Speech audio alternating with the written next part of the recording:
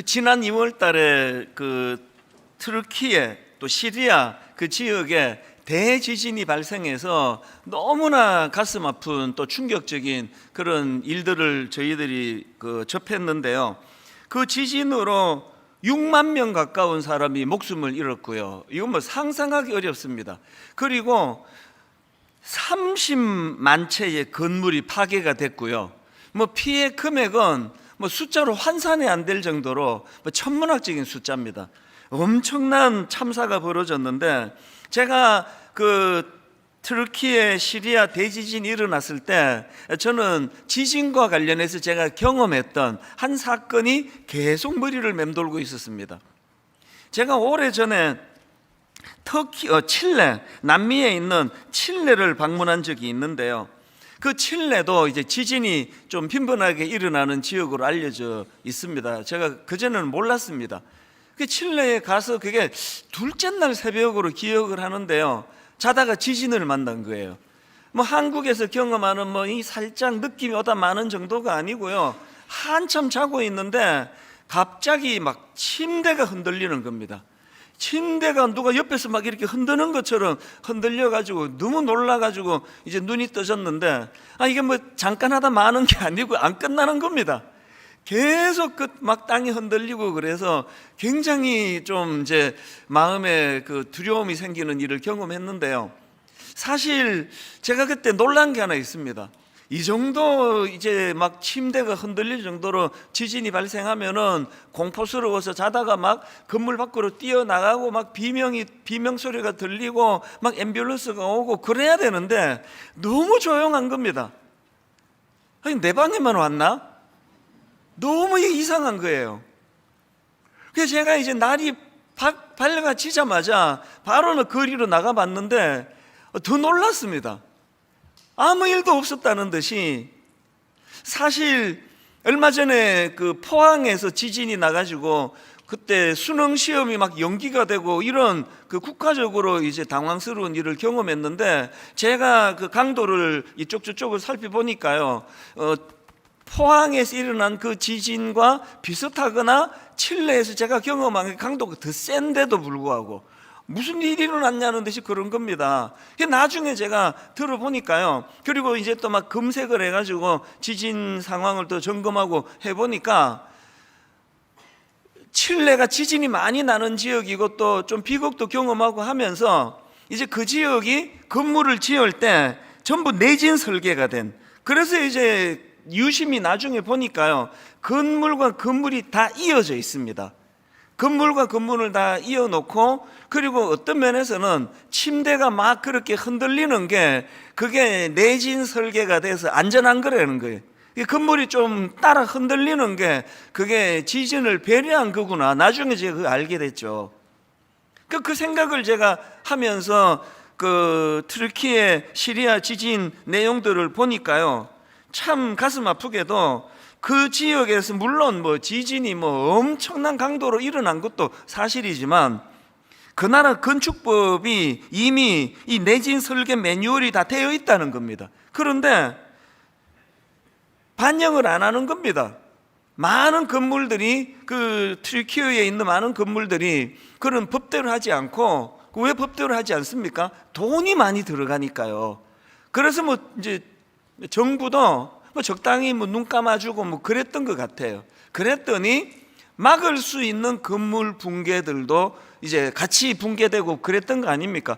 저는 그때 저녁 뉴스 시간에 건물 두 동이 잊혀지지가 않아요. 비슷한 건물이 두 개가 이렇게 서 있는데 너무 신기하게도 한쪽 건물은 완전히 붕괴가 다 돼가 형태가 잘 알아보기 어려울 정도로 붕괴가 돼 있는데 뼈대만 남아 있는데, 그 옆에 있는 빌딩은 거의 멀쩡한 겁니다. 여러분 짐작이 가지 않습니까? 한쪽은 법대로 내진 설계, 건축의 내진 설계 매뉴얼대로 건축을 안 한 거고요, 한쪽은 그걸 잘 지킨 거예요. 평상시에는 몰랐는데 지진이 일어나니까 바로 이제 이 두 건물에, 성경에도 있지 않습니까? 모래 위에 지은 집, 반석 위에 지은 집. 평상시에는 어디다 지은지 모릅니다. 그래서 제가 2월 달에 지진 사건을 보면서 인생도 마찬가지거든요. 신앙생활도 마찬가지예요. 기초가 중요한 거. 저는 결혼을 앞두고 인사하러 오는 젊은 형제 자매에게 맨날 당부합니다. 결혼해가지고 막 한 1, 2년 막 감정적으로 너무 뜨겁게 사랑하고 이것도 좋지만 그렇게 사랑이 있을 때 기초를 다져야 된다. 같이 꿈을 꾸고 같이 큰 그림을 그려 나가면서, 그래서 제 스스로가 이게 목사가 이게 교회는 큰 교회 한답시고 그렇게 설치고 다니는데 이건 내 인생이 이게 부실한 거 아닌가? 그런 생각이 들 때면 제가 경험했던 칠레의 지진난, 새벽에 지진난 그 다음 아침을 떠올려요. 지금도 거리가 눈에 선하거든요. 아무 일도 없었다는 듯이 그냥 일상이 이루어지고 있는 그 칠레와 같은, 그래서 제가 우리 성도님들과 저 자신이 이런 면에서 우리 인생의 기초가 튼튼한 그런 인생이 되시기를 바랍니다. 왜 이렇게 말씀을 시작을 드리는가 하니까요, 바로 오늘 우리가 다룰 말씀이 바로 그런 내용입니다. 오늘 본문은 10계명 중에서 5계명에 해당되는 말씀인데, 출애굽기 20장 12절 본문 읽어드릴게요.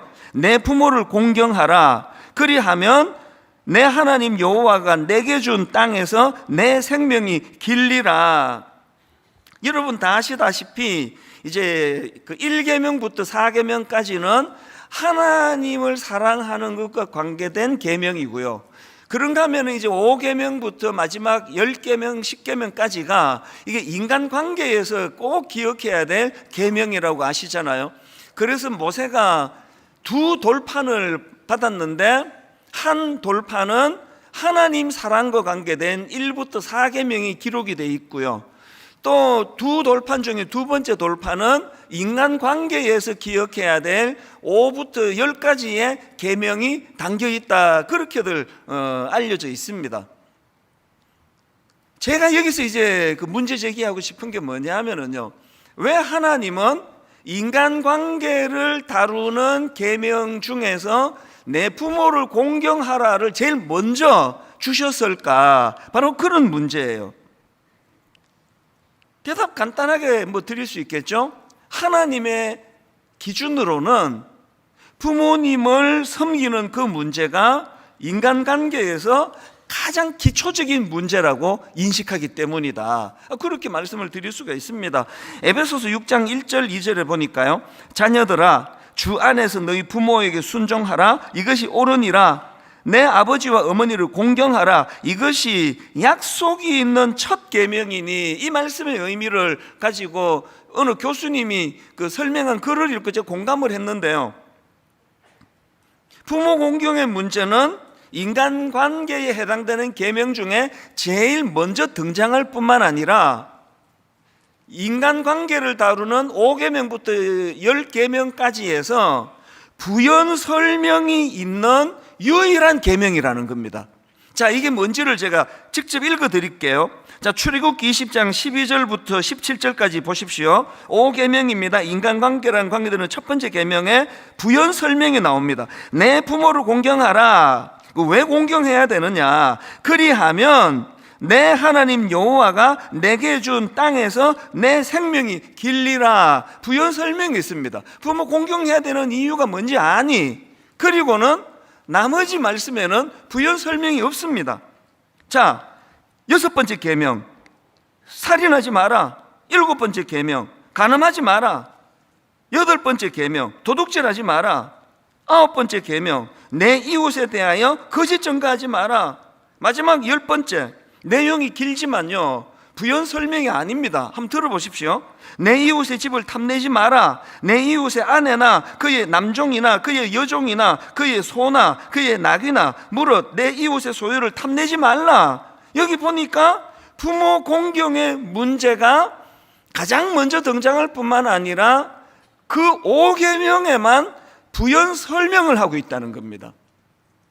그만큼 중요하다는 거고 그만큼 기초가 된다는 거거든요. 김용규 교수가 쓴 데칼로그라는 책이 있는데요, 거기 보면은 이런 문제 제기를 해요. 부모 공경이 왜 살인 금지보다 앞서 있느냐? 우리 상식으로 봤을 때는 살인이 훨씬 심각한 거 아닙니까? 그런데 왜 하나님은 살인 금지보다 부모 공경을 먼저 기록했나? 왜 거기에다 부연 설명을 했나? 그런 설명들을 해놓은 글을 제가 봤는데요. 여러분, 하나님은요, 부모 공경이라는 이 항목이 우리 인간에게 있어서 가장 기본적이기 때문에 그렇다고 설명을 드릴 수가 있거든요. 그래서 이렇게 질문할 수가 있겠죠. 아니, 무슨 부모 공경이 뭐 그렇게 기초적으로 중요하냐라고 그렇게 물으실 수 있다면 간단하게 답드릴 수 있습니다. 부모 공경이 뭐 우리 어릴 때 부모님이 우리를 위해 잘해주시고 희생하시고 뭐 은혜를 갚아야 돼 이런 차원이 아니에요. 왜 부모 공경이 우리 인간들에게 가장 기본적인 그런 항목으로 이것을 하나님이 주시는가? 왜 그러냐 하니까요, 부모는요 생명의 전달자이기 때문에 그렇습니다. 하나님은 생명의 주관자가 되시고요, 육신의 부모님은 그 주관자 되시는 하나님의 뜻을 따라 그 생명을 전달하는 자예요. 쉽게 예를 들어 볼게요. 저는 5남매 중에 막내거든요. 5남매 중에 막내라서 너무나 저는 등골이 오싹해요. 우리 아버지 어머니가 요새 부부 같았으면 저 없습니다. 요새 누가 5을 낳아요? 아니, 생각해도 진짜 아찔하잖아요. 게다가 제 바로 위에 누나, 4번째인 제 바로 위에 누나하고 저하고 6년 차이가 나요.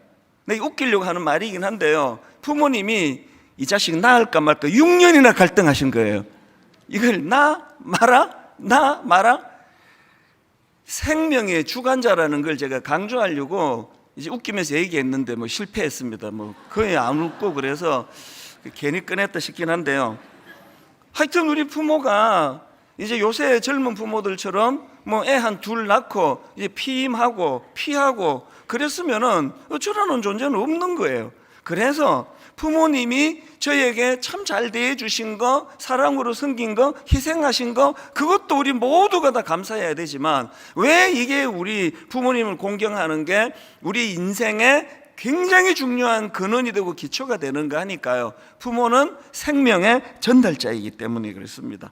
그리고 이런 존재론적인 감사 말고도요, 요새는 뭐 이상한 부모들도 뭐 뉴스에 또 자꾸 나오고 하긴 한데 뭐 그런 아주 특별한 한 10만 명, 100만 명에 하나 나올까 말까 그런 사례는 뭐 사례로 치면 안 되고요. 우리를 키우시면서 부모님들이 치루셨던 그 수많은 대가 지불들, 그 감사를 모른다는 건 그건 인간의 도리가 아니죠. 그 최근에도 미국 텍사스에서 또 총기 난사 사건이 났잖아요. 너무 가슴 아프게도 그 과정에서 한인 교포 가족 4명 중에 3명이 그 총에 맞아 죽는 불행한 일이 일어났습니다. 그러니까 젊은 부부와 어린 아이들인데 6살짜리 막내가 혼자 살았어요. 그 나중에 이제 그 수습하는 과정에서 보니까 그 젊은 엄마가요, 총알을 맞으면서도 그 6살짜리 아이를 꼭 껴안고 있어서 그래서 이 아이가 살 수 있었다, 그런 분석하는 글을 제가 봤거든요. 저 확신합니다. 여기에 그 어떤 부모라도요, 그 상황이 되면 다 그렇게 할 거예요. 어느 부모가 막 그 생각이 내가 죽는 게 나아, 얘가 죽는 게 나아, 그 고민을 누가 합니까? 그 본능이에요. 여기 누가 그걸 안 하겠냐고요. 다 애 살리기 위하여 어떤 면에서는 피할 수 있는 것도 못 피하고 아이를 살리는 일들이 굉장히 많이 일어나잖아요. 이게 왜 이런 일이 일어나느냐 하니까 하나님이 그렇게 만드셨어요. 그래서 이게 내리사랑이죠. 물이 위에서 아래로 흐르는 것처럼 내리사랑이에요. 여기에 여러분 굉장히 중요한 메시지 하나를 제가 드리고 싶은데요, 자녀에 대한 사랑은요 내리사랑이기 때문에 애쓰지 않아도 돼요. 거기에다가 노력까지 하시면 안 됩니다. 그래서 저는 항상 말해요, 젊은 부모들 그 자녀 사랑을 좀 줄이라 그래요. 지금요 큰일 났습니다. 대한민국의 초중 고등학교 교사들이 지금 몸살을 앓고 있대요.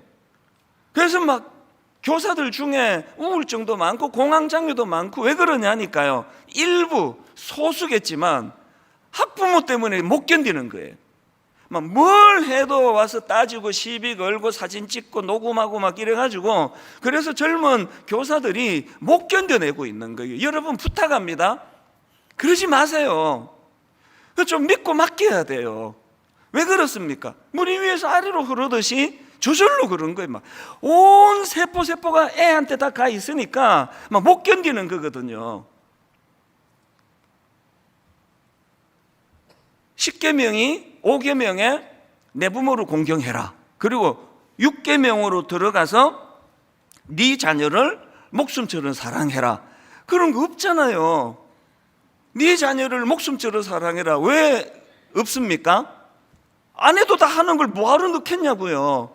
그 본능이라니까요. 물이 위에서 아래로 흐르니까. 그래서 여러분, 자녀 사랑은 조금 줄이려고 애를 쓰시고요. 잘 들어보세요. 부모 사랑은, 연세 드신 어른 부모 사랑은 애를 좀 더 쓰셔야 돼요. 물이 위에서 내려오듯이 본능에만 맡겨놓으면 안 됩니다. 그래서 5계명이 있는 거예요. 이게 근원이라는 거예요. 네가 얼마나 애쓰는지가 그게 너의 인간성이다. 그게 너의 됨됨이다. 저절로 물이 위에서 아래로 흐르니까 부모님이 계시고 내 자녀가 있으면요, 뭐 그런 총기 참사 사건 있고 하면은 무의식적으로 부모를 감사하는 일보다는 내 새끼 감사하는 일이 있을 거예요. 그걸 욕하면 안 됩니다. 그 본능이에요. 그러나 인간은 본능에만 맡겨놓으면 안 되잖아요. 그 부모님에 대한 공경은 애를 좀 쓰셔야 돼요. 부모님만 그런 거 아닙니다. 5계명이 왜 중요합니까? 위로 올리는 사랑은 노력을 해야 된다는, 애써야 된다는 거예요. 부목사님들 잘 아시겠죠? 노력을 좀 더 하세요. 웃기려고 하는 말입니다만, 담임 목사가 부목사 사랑하는 거는요, 물이 위에서 아래로 나 저분들 돈 많이 씁니다. 저절로 그렇게 돼요. 내가 우리 선배님들 식사 대접 이런 거는요, 날 잡아야 돼요. 그렇게 만들어졌어요. 노력을 더 해야 되는 거죠. 사실 오늘 그 부모님에게 초점을 맞출 설교를 준비한 게 아니고요, 우리 교회의 모든 윗 어른들에 대하여 말씀을 준비하다가 다룰 내용이 너무 많은 겁니다. 그래서 제가 청년주일이 있듯이 우리 교회 윗세대를 축복하는 그런 주일 예배를 따로 떼려고 지금 준비하고 있습니다. 노력을 좀 더 해야 되는 거죠. 그렇기 때문에 여러분, 자녀 사랑에 안 그래도 물이 위에서 아래로 흘러가는데 더 많이 사랑하면 부작용이 생겨요. 그건 조금 절제하려고 애를 쓰고, 부모님에 대해서는 지금도 잘하고 계시지만 조금만 더 노력을 해달라는 겁니다. 그래서 오늘 이런 의미에서 부모 공경은 우리가 좀 더 노력을 기울여야 되는데, 부모 공경과 관련해서 외우기 쉬우시도록 제가 두 단어로 제가 정리를 해봤습니다. 이 부모 공경하면 이 두 단어를 떠올리시면 됩니다. 자, 첫 번째, 부모 공경과 관계되는 첫 번째 단어가 뭐냐? 존중입니다. 부모 공경하면은 존중을 떠올리세요. 한번 따라해 보십시오. 존중. 제가 왜 이런 그 단어를 떠올리게 됐냐 하니까 오늘 본문의 원어 때문입니다. 오늘 본문 출애굽기 20장 12절 내 부모를 공경하라, 이게 썩 잘된 번역은 아닙니다. 왜냐 하니까 원어 히브리어로 여기 나오는 공경하라, 이게 그 카베드라는 동사인데요, 이 단어 어근의 기본 의미가 무겁다라는 뜻입니다. 이 똑같은 단어가 사무엘하 14장 26절에도 나오는데 한번 보십시오. 그의 머리털이 무거움으로 연말마다 깎았으며, 지금 우리가 부모를 공경하라 할 때 쓰는 이 단어가 머리가 너무 길어졌을 때 그 머리가 무거운 거죠. 무게가 이 같은 단어라는 겁니다. 그래서 하나님께서 우리에게 주신 5계명을 직역하면은 있는 그대로 번역을 하면 내 부모를 무겁게 여기라는 거예요. 내 부모를 무겁게 여기라. 무슨 뜻인지 딱 감이 오시죠? 부모의 존재를 존중하라는 거예요. 어버이날이라고 뭐 갈비 사드리는 것도 좋지만요, 부모의 존재를 무겁게 여기 존중하는 겁니다. 그래서 여러분, 에베소서 6장 1절에 보면은 자녀들아 주 안에서 너희 부모에게 순종하라 그런데요, 여기 나오는 순종하다, 이게 본래 의미로는 귀를 기울이다예요. 그 시키는 대로 잘하는 그것만이 아니고요. 뭐 부모가 뭐 시키면 잘 하시잖아요. 근데 그냥 그거를 존중하지 않고 하여튼 엄마는 별나 가지고 뭐 별걸 다 시킨다 그러면 투덜투덜 그러면서 하는 거는 여기서 순종이 아니에요. 귀를 기울이는 거예요. 그분 입장에서 어머니가 왜 이걸 원하시지? 그 존재를 무겁게 여기다는 이 의미를 저는 직접 경험한 사람 아닙니까? 제가 30대 때 사랑의 교회에 옥하는 목사님 그 담임 목사님으로 계실 때 제가 청소년 사역하러 갔을 때 옥 목사님을 가까이서 지켜보니까요, 이 목사님은 정말 진실한 분이에요. 그리고 참 종이에요. 그거가 인정이 되니까 점점 존경이 커가니까 목사님의 존재가 무거워지는 거예요. 여기서 말하는 그대로죠. 그래서 뭐 목사님한테 뭐 보고 하나 하러 가려 그러면요 막 연습을 얼마나 많이 하고요, 실수할까 봐. 그것도 여러분이 잘 알지만 제가 이렇게 한 번씩 또 쓸데없는 그 우스갯소리를 잘하잖아요. 절대로 목사님 앞에서 그렇게 한 적이 없습니다.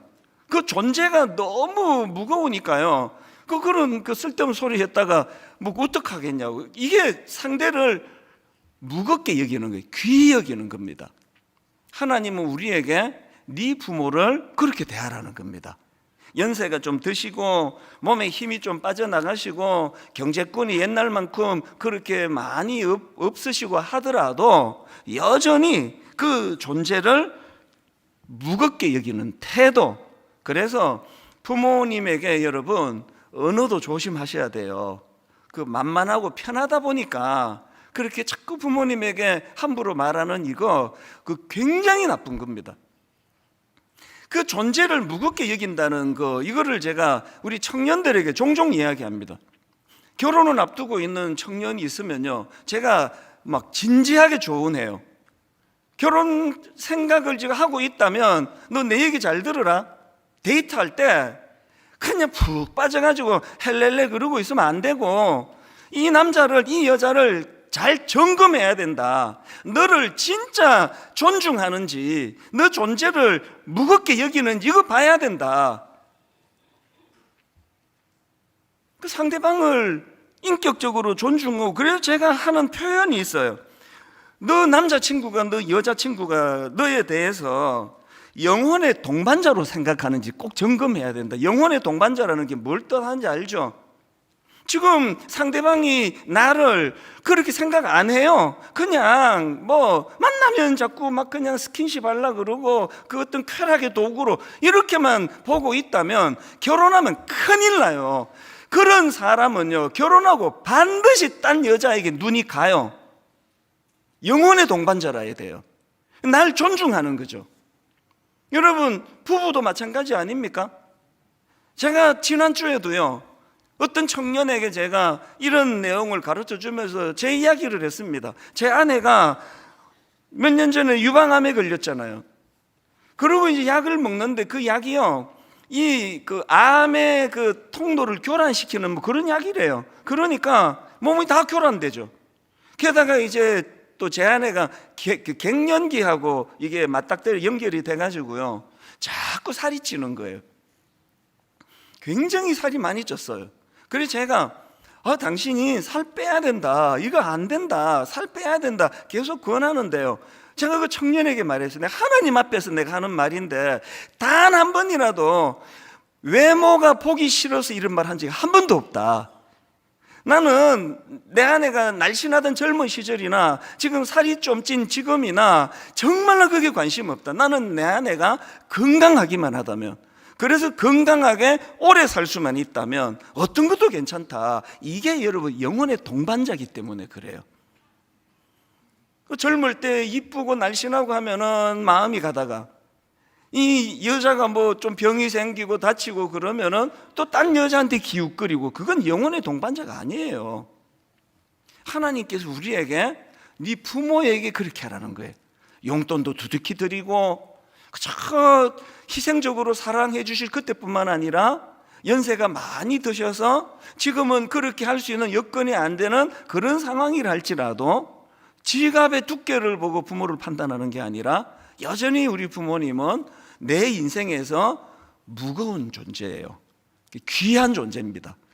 하나님이 이걸 명하고 계시다는 겁니다.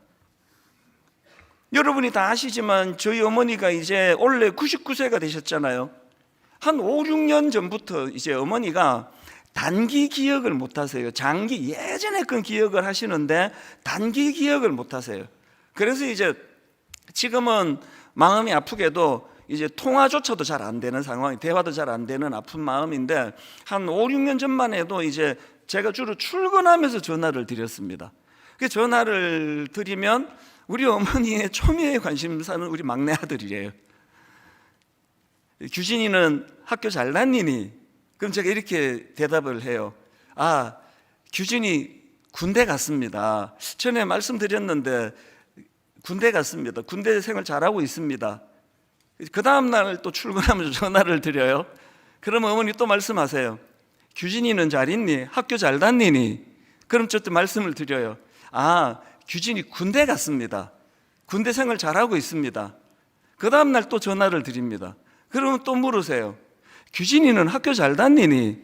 거기다 대고 버럭, 도대체 몇 번을 말해야 알아들으시겠냐고요.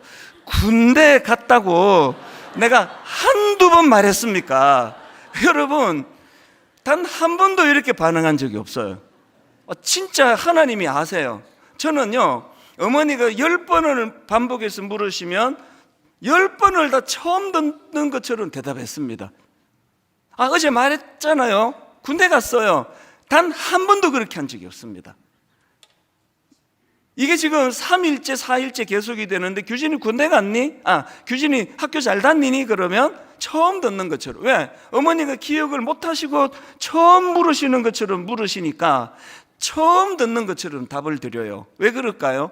어머니가 연세가 99세가 되셔서 단기 기억을 잃었다 하더라도 그게 그분을 내가 막대할 만큼 존재가 가벼워졌다는 뜻이 아니거든요.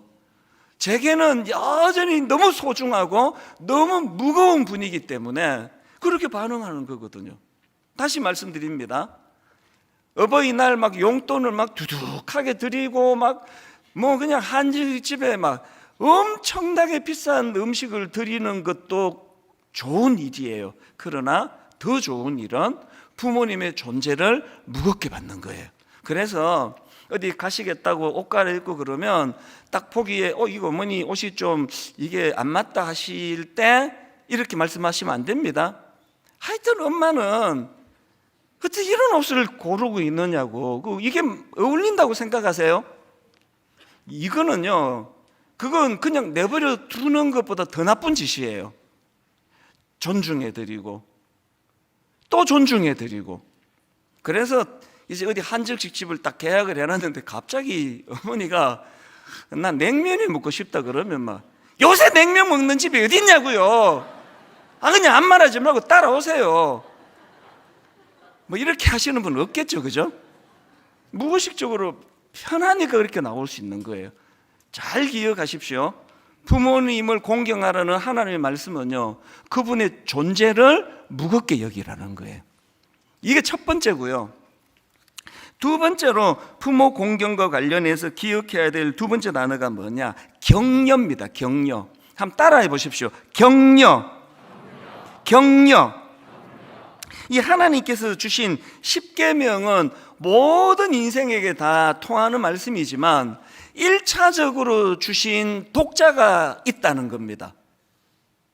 자, 십계명 중에 맨 마지막 10번째 계명을 기록한 출애굽기 20장 17절을 보십시오. 여러분, 독자가 누굴지 짐작하면 금방 답이 나옵니다. 이렇게 기록합니다. 내 이웃의 집을 탐내지 말라. 내 이웃의 아내나 그의 남종이나 그의 여종이나 그의 소나 그의 낙이나 무릇 내 이웃의 소유를 탐내지 말라. 이걸 보고 여러분 둘째 아들이 생각납니까? 중학생 아들? 여러분의 중학생 아들이 옆집 여자를 탐냅니까? 짐작할 수 있잖아요. 이게 지금 독자가 누군지. 그래서 그 김지창 교수님이 쓰신 책에 보니까요, 이거를 가지고 이 십계명은요, 부모 통제 아래에 있는 어린애에게 주어진 게 아니라고. 이 십계명은 1차적인 독자는요, 이제 부모의 그 품을 벗어난, 그래서 뭐 추정이죠, 한 30대에서 50대까지의 장년들을 1차 대상으로 그렇게 주신 말씀이다. 저 동의가 되더라고요. 그래서 여러분, 그 김용기 교수가 쓴 책에도 보면은요, 내 부모를 공경하라, 이 명령은 부모의 노후 복양의 문제를 다룬 것이다. 그렇게 해석하는 학자들이 많다는 거예요. 뭘 의미할까요? 제가 이 말씀을 묵상을 하다가 고민이 되는 겁니다. 이게 우리 세대 보고 한 얘기네. 그럼 중등부도 지금 막 부모를 공경해야 된다, 막 고등부도 부모 공경 그러는데 걔들이 1차 독자가 아니래요. 그래서 우리가 부모를 복양하는 거, 이게 지금 이 본문에서 포인트인데, 그러면 어떻게 하는 게 복양이 될까? 제가 고민을 하다가 그 지난주 제가 그 황성주 박사, 이분이 또 목사님이기도 하잖아요. 황성주 박사님이 이제 의사신데요. 그분이 쓴 책과 이제 그 강의에서 하나 언급해 드리려고 했다가 시간이 없어서 못 해 드린 게 있는데, 이 하나님이 오늘 쓰라고 배려해 주신 거더라고요. 그분의 글과 강의에서 이런 요지가 있습니다. 아들의 감사 편지로 어머니 생명을 4년이나 연장시킨 사례, 이런 주제의 글이 있습니다. 이게 무슨 내용인가 하니까요, 이 황성주 박사님이 이제 어머니도 연세가 많이 드셨으니까 이제 위독하신 겁니다. 어느 날 얼마나 이게 이제 어머니 돌아가시나 보다. 그래서 이분의 자녀들이 미국에 있었는데, 너희들 나와라, 할머니 임종을 놓치면 안 된다. 그럴 정도로 이 연로하신 어머니가 이제 위독하셨는데, 너무나 감사하게도 그때 안 돌아가신 거예요. 그러나 여전히 이제 연로하시고 또 이제 몸이 편치 않은 상황인데, 이 황 박사님이 이제 해외로 가시게 된 거예요. 장기 체류. 얼마나 고민이 되겠냐고요. 아니 지금 이렇게 지금 병든 어머니를 두고 혼자 이 상황에서 내가 외국에 가는 게 옳은가, 그러고 고민하고 있을 때 기도하는데 하나님이 지혜를 주셨대요. 그래서 이분이 이제 가야 되니까, 가시기 전에 어떤 일을 했냐 하니까, 판넬로 이제 큰 글씨, 이제 어른이 이제 글씨를 또 작게 쓰시면 못 보시니까요, 큰 글씨를 큰 글씨로 어머니께 감사 편지를 쓴 거예요. 그래서 이제 그 편지에서 어머니에 대해서 10가지 감사를 기록한 겁니다. 이거를 이제 판넬로 벽에 뭐 한쪽 벽을 다 썼겠죠. 뭐 그렇게 크게 이제 글을 쓰고, 그렇게 하고 이분은 이제 해외로 가셨는데요, 3일 후에 연락이 왔대요. 기적이 일어났다고. 어머니가 그 크게 붙여놓은 아들의 그 어머니를 향한 10가지 감사를 보시고는 충격을 받으신 거예요. 좋은 의미예요. 이걸 보고 충격을 받으시고 그 자리에서 벌떡 일어나시고, 그리고 완전히 회복이 되셨다는 겁니다. 이 황 박사님의 간증을 한번 들어보십시오. 말하자면 어머니는 더 이상 존재의 이유가 없다고 생각을 하셨는데, 가장 사랑하는 아들이 어머니에 대해서 진심으로 감사하는 편지를 받아보시고는 충격을 받으신 것입니다. 나라고 하는 존재가 의미 있는 존재구나, 내가 왜 살아야 하는가, 번쩍 뛰신 겁니다. 온 마음으로 자기에게 감사하는 아들이 있음을 보고 왜 살아야 하는가를 발견하신 겁니다. 그 다음 한번 들어보십시오. 완전히 회복되셨어요. 어머니가 90세신데 흰머리만 있으셨는데 나중에 보니까 까만 머리가 나셨더라고요. 그리고 어머니 특유의 기쁨까지도 회복이 되셨어요. 4년 동안 더 건강하게 사시다가 작년에 돌아가셨습니다. 이런 기적이 저는 가능하다고 보는 게요, 여러분 그 부모를 공경하라는 이 말씀은요, 부모 노후 복양의 문제로 봐야 한다는, 왜 자꾸 돈으로 생각을 해요. 물론 그것도 포함이 되지만 연세가 드실수록 우리가 부모를 복양한다는 것은 부모를 격려해 드리는, 격려. 어른들 이렇게 말씀하시는 거 여러분 가끔 듣잖아요. 아이고 늙으면 죽어야지. 존재가 외로우신 거예요. 존재가 쓸쓸해지신 거거든요. 믿음이 그렇게 좋으신 저희 어머니도요, 이런 말씀을 하세요. 아이고 왜 이렇게 오래 사는지 모르겠다. 하나님이 좀 불러가시면 좋겠다.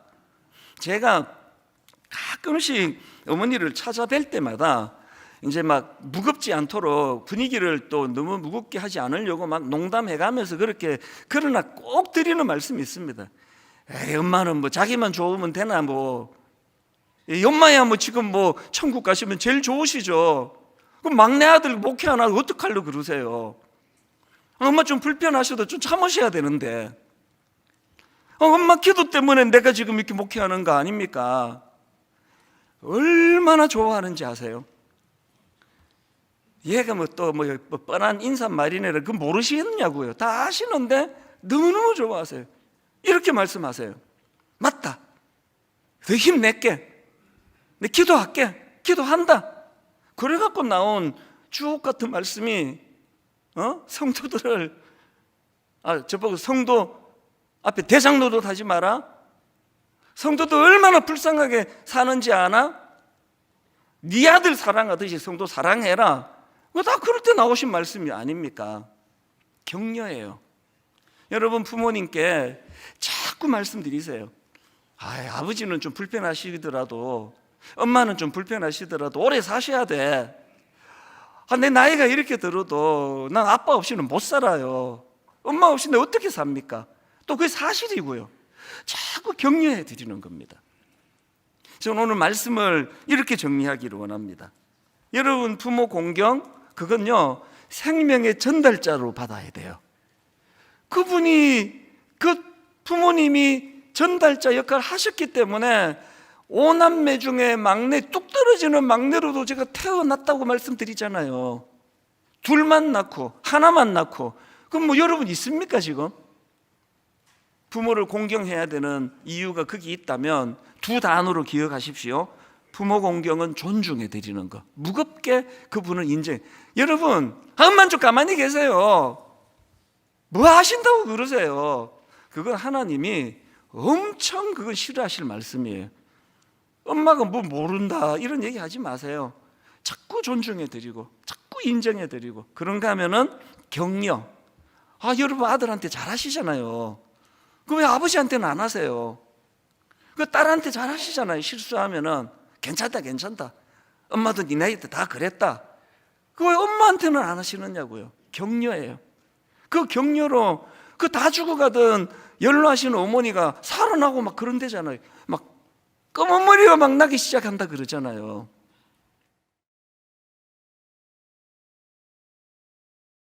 그 구약 성경 그 사무엘하 6장에 보면은 굉장히 상징적인 사건 하나가 등장하는데요. 이제 하나님의 임재를 상징하는 언약궤가 이리저리 방황 끝에 이제 다윗성으로 들어옵니다. 그 당시 왕이었던 다윗이 이게 얼마나 감격스럽고 기쁘고 또 말로 다 할 수 없는 이런 마음이 넘쳐가지고요, 막 왕이고 뭐고 막 체면이고 없습니다. 너무나 감격해서 막 춤을 추면서 그렇게 격렬하게 그 춤추면서 기뻐하는데요. 그 아내인 미갈이 그럴 때 못마땅하게 생각하는 겁니다. 이 사람 도대체 왜 이러지? 이 왕이 무슨 체면도 없이 저게 뭐야? 그래서 이제 그 남편 다윗을 만나니까 이렇게 비웃습니다. 그게 사무엘하 6장 20절인데요. 세 번역입니다. 오늘 이스라엘의 임금님이 이제 비웃는 거예요. 비꼬고 있습니다. 오늘 이스라엘의 임금님이 건달패들이 맨살을 드러내고 춤을 추듯이 신하들의 아내가 보는 앞에서 몸을 드러내며 춤을 추셨으니 임금님의 채통이 어떻게 되었겠습니까? 그 뉘앙스를 아시겠죠? 그래서 지금 한쪽은 엄청난 기쁨을 드러내면서 기쁨의 춤을 추고, 한쪽은 그걸 또 한심하다 더 비웃고 있는 이 대조적인 장면이 이 사무엘하 6장에 나오는데요. 그 알리스트 맥그라스 교수가 쓴 책입니다. 인간 그레이트 미스테리, 이런 제목의 책이 있는데요. 이 책에서 이제 이 부분을 설명하는 대목이 나옵니다. 자, 먼저 사무엘하 6장 16절을 읽고 설명해 드릴게요. 여호와의 궤가 다윗성으로 들어올 때에 사울의 딸 미갈이 창으로 내다보다가, 이게 중요합니다. 창으로 내다보다가 다윗 왕이 여호와 앞에서 뛰놀며 춤추는 것을 보고 심중에 그를 업신여기니라. 지금 그 책에서 제가 보니까 여기서 강조되는 게 창으로 내다보다가예요. 그래서 이 창으로 내다보다가라는 것을 포인트로 해서 다윗의 태도와 미갈의 태도가 갈라진 이유를 설명하는데요. 이런 겁니다. 다윗은 지금 언약궤가 들어올 때에 그 언약궤가 들어오는 현장인 그 책의 표현으로 길에서 그것을 맞이하고 길에서 그것을 기뻐하고 춤을 췄다는 겁니다. 여기에 반해서 비웃었던 그 아내인 미갈은 어디에서 서 있습니까? 발코니에 서서예요. 발코니에 서서 방관하는 구경꾼의 태도를 가지고 그것을 바라봤다는 겁니다. 그래서 이제 이 대조를 통해서 그 책에서 강조한 게 이런 겁니다. 미갈처럼 구경꾼의 삶으로는 결코 기쁜 삶을 살 수 없다. 그러니까 발코니에서 내려오라는 겁니다. 발코니에서 내려와 구경꾼의 자세에서 내려와서 그 길의 신앙을 회복하라는 겁니다. 이 길의 신앙, 이걸 쉽게 설명할 수 있습니다. 오늘 예배 드리는 성도님들이 딱 두 종류로 나누어져요. 지금 발코니에서 예배를 드리는 분이 계시고요. 이제 상징적으로 또 길에서 예배를 드리는 분이 계세요. 그래서 예배를 인도하다가 보면은 말씀 듣고 찬양할 때 보면 알아요. 길에서 예배 드리는 분. 다윗처럼 감격에 겨워가지고 막 손을 들고 눈물을 훔치면서 말로 다 할 수 없는 그런 은혜를 표현하면서 예배를 드리는 분이 계시고요.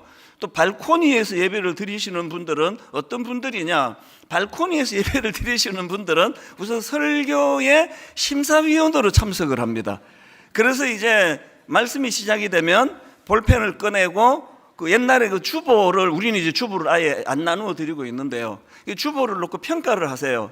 설교 준비 75점, 태도 50점, 또 발음, 형편없음, 뭐 이런 것들을 다 이제 기록을 해갖고는 발코니에서 드린 부부가 집에 가면서 시동을 걸면서 물어요. 오늘 설교 몇 점 나왔어? 이거 점수 후하게 줬네? 뭐 이런 대화가 오가는 게, 그래서 사실 이건 제가 좀 과장스럽게 설명을 드렸지만요. 말씀을 항상 오늘 설교 잘하네? 설교가 좀 지루하네? 왜 이렇게 길지? 오늘 짧게 했네? 준비 안 했나 설교를? 이런 것들로만 받는 분들이 발코니에선 미갈이에요. 저는 이제 그 책에 나오는 이 내용을 보면서 예전에 제가 한번 그 설명을 드린 적이 있는데요. 그 인생은 두 종류로 나누는데요. 하나는 온도계 같은 인생이 있고 하나는 온도 조절계 같은 인생이 있다. 온도계 같은 인생은 어떤 인생이냐? 여러분 온도계 아시잖아요. 뭐 분석하는데 뭐 칼같이 정확해요. 그래서 지금 22도 정확합니다. 그거. 영하 15도 정확합니다. 그런데 온도계가 가진 한계가 뭘까요? 분석은 잘하는데 아무런 영향을 못 미칩니다. 여기에 반해서 온도 조절계는요, 지금 바깥이 몇 도인지 가르치지 않아요. 온도 조절계의 초미의 관심은요, 우리 주인이 지금 실내 온도를 20도로 맞추라 그랬다. 20도로 맞추면 모든 에너지와 관심을 집중하는 건 주인이 명한 20도로 맞추는 거예요. 그래서 지금 영하 15도면 막 얼마나 히터가 강하게 돌아갑니까? 그리고 지금 밖이 35도인데 주인이 20도에 맞추라 그랬다 그러면 막 굉장히 찬 그 에어컨에서 찬바람을 뿜어대 가지고 그래서 기어 20도로 맞추는 거거든요. 이걸 또 저는 야구로 설명할 수 있습니다. 야구를 보면은요, 두 종류의 사람이 나옵니다. 야구 해설가가 있고 야구 감독이 있어요. 해설가는 안쓰러워요. 한 3시간 야구하면은요, 하여튼 한순간도 쉬지를 못해요. 막 계속 설명해 줘요. 누가 안타를 치면은 막 분석이 지금 그 배트의 각도가 너무 좋았습니다. 그리고 또 뭐 공이 올 때 이 포인트를 잘 잡았다고 막 분석을 합니다. 그리고 이제 또 뜬공이 나오면은 저거는 지금 뭐 야구의 각도가 뭐가 잘못됐고 다리 자세를 보세요. 저래가 안타가 안 나옵니다. 막 계속 분석을 해 주는데요. 여기에 반해서 야구 감독은 그냥 놀고 먹는 것 같아요. 프로야구 그 감독 한번 비출 때 보시면 아무것도 안 해요.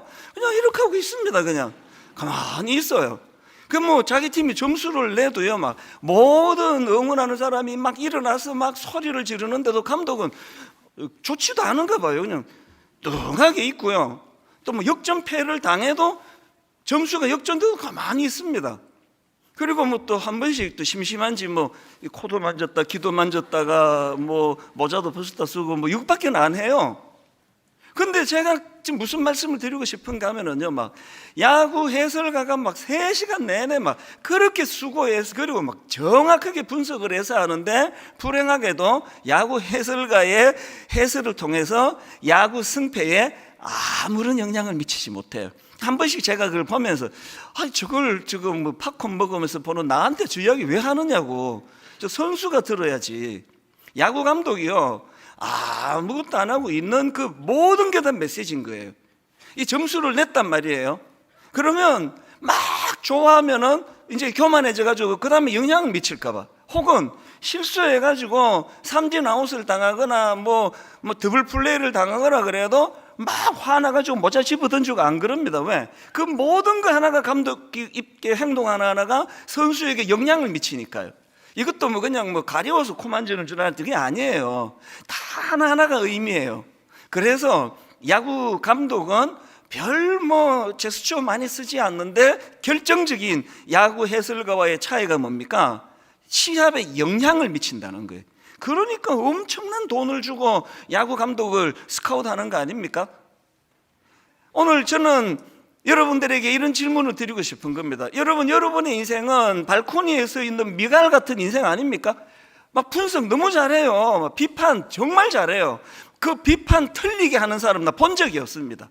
근데 그 비판을 야구 감독처럼 운동장에서 해야 되는데 뒷담화로 하니까, 집에 가면서 차 몰고 부부가 그 비판하는 게 그게 무슨 영향을 미치겠냐고요. 저희 교회에서 주창하는 건 저는 항상 앞담화가 가능한 교회가 되기를 원하는데 다 자리 만들어 드려도 안 해요. 여러분들이 다 그런 생각을 갖나 봐요. 뒷담화의 묘미는 차 안에서 하는 거지, 부부간에 하는 거지, 그걸 뭘 공개적으로 무슨 재미로 해. 교회의 체질을 바꾸셔야 되는 겁니다. 여러분 발코니에서 내려오셔야 돼요. 그래서 미갈처럼 비판이 나오고 정죄하고 뭐 왕이 그 체면을 뭐야 그게, 이런 분석만 하고 있는 온도계 같은 인생이 아니라 온도 조절계가 되는 거예요. 영향을 미치는 겁니다. 길로 내려오셔야 되는 겁니다. 이렇게 제가 이렇게 이제 그 분석하는 걸 좋아하는데요, 제가 오늘 본문을 읽으면서 이렇게도 분석이 가능하겠구나 한 거를 제가 발견했는데, 먼저 본문 디모데후서 2장 3절을 보십시오.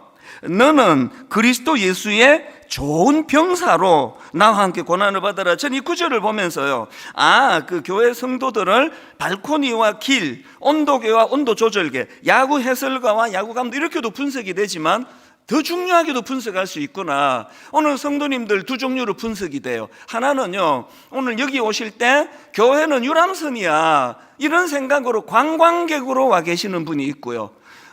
교회의 인식은 아니야, 교회는 이게 군함이야. 그래서 자기 존재를 군사의식, 영적인 군사로서 이 자리에 임한 분이 계세요. 딱 두 종류입니다. 관광 오신 분, 유람 오신 분, 그런 분들에게는 첫째, 설교가 재밌어야 돼요. 설교가 재미가 없으면 엄청 힘들어 하세요. 내가 아깝게 내가 저런 지루한 설교 들으러 내가 왔나? 이게 이제 관광객이에요. 오늘 바울이 아들처럼 아끼는 디모데에게 뭐라고 말합니까? 너는 좋은 군사다. 너 관광객 아니다. 좋은 병사가 돼야 된다. 제가 지난 2월 마지막 주일부터 이제 그 분당 우리 교회가 현상 유지적인 교회나 박물관 교회로 전락하지 않도록 이제 대안들을 매주마다 하나님께서 지난주까지 7개를 다루었고요. 이제 오늘은 마지막 8번째예요. 이 교회가 현상 유지적인 교회, 박물관 교회, 옛날 얘기나 하고 무기력하게 누워있는 그런 교회가 되지 않으려면 이래야 된다 저래야 된다 7가지 말씀드렸고, 오늘 마지막 8번째 대안은 이겁니다.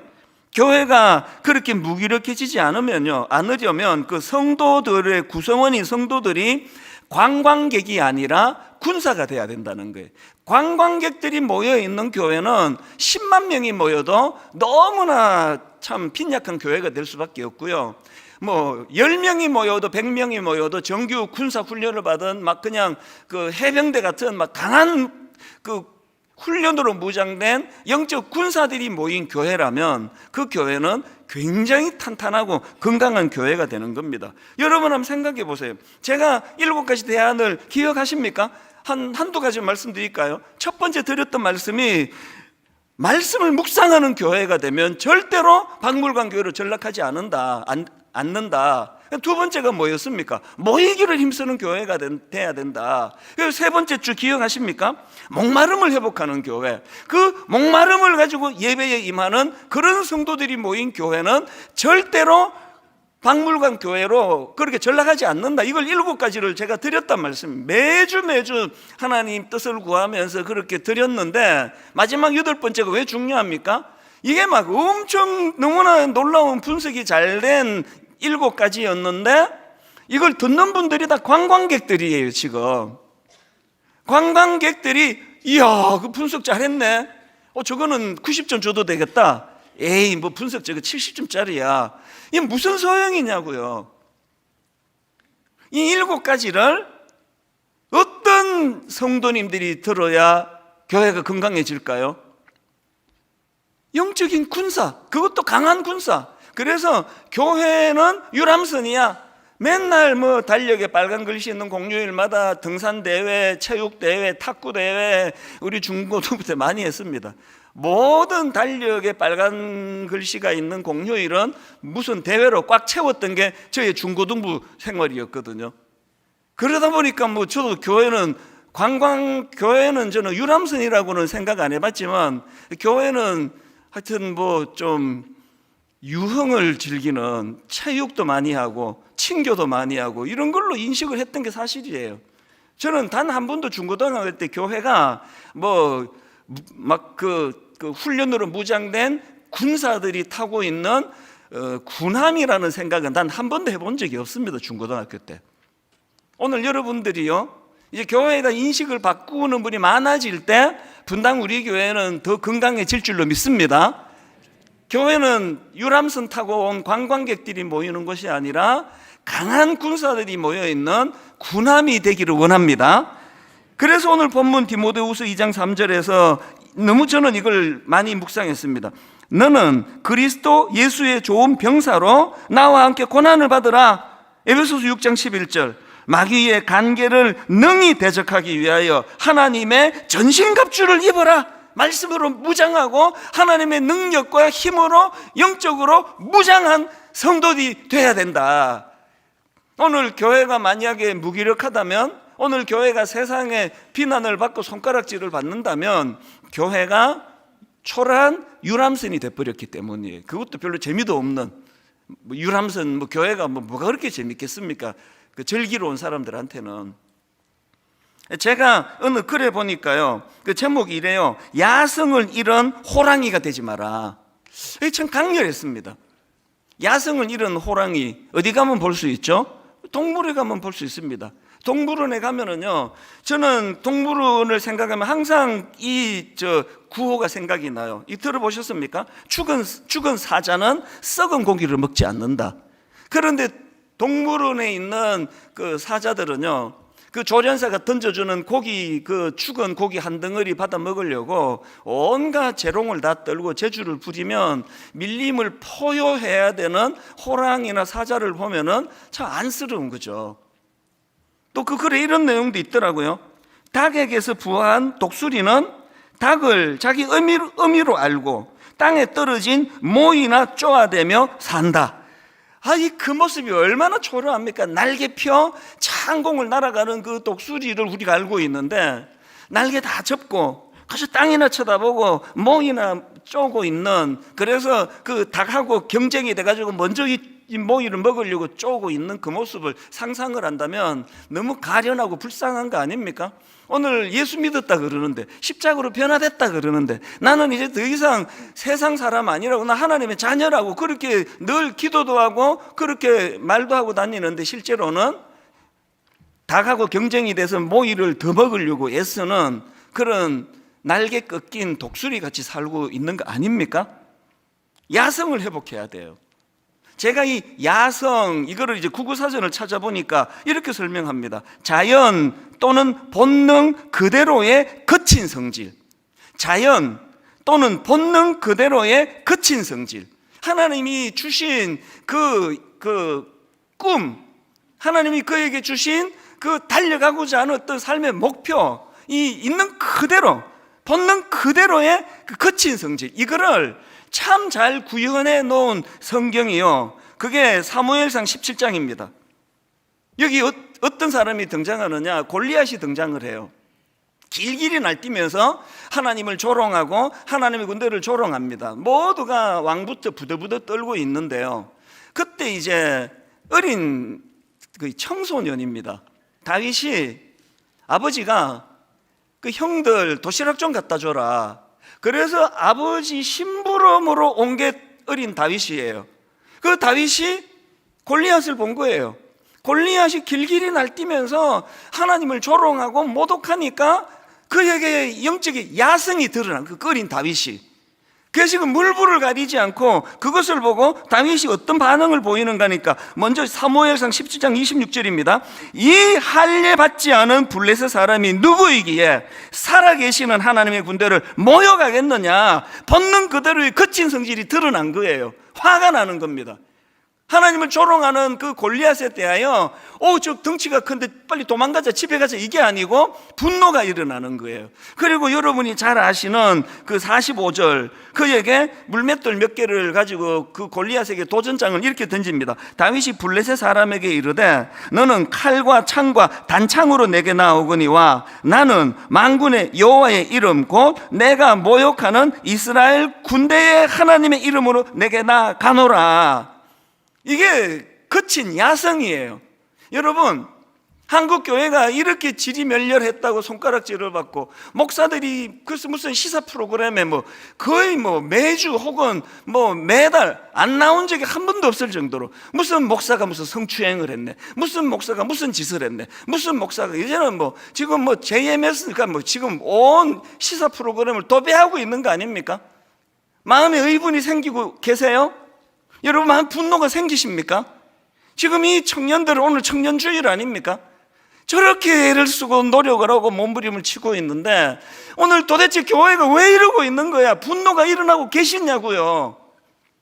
없으시면 지금 여러분은 날개 접은 독수리처럼 모이를 먹는 게 중요하지 이러고 사는 거랑 비슷한 거 아닙니까? 젊은 시절에 안 그러셨잖아요. 저는 오늘 청년주일이니까 우리 청년들 집회를 갈 때마다 항상 이 본문을 가지고 말합니다. 참 사람들이 이거 초점을 이상하게 다르게 해석하는 것 같다. 오늘 여러분 골리앗을 물맷돌로 물리친 이 본문을 하나님 여기다 왜 기록하셨을까요?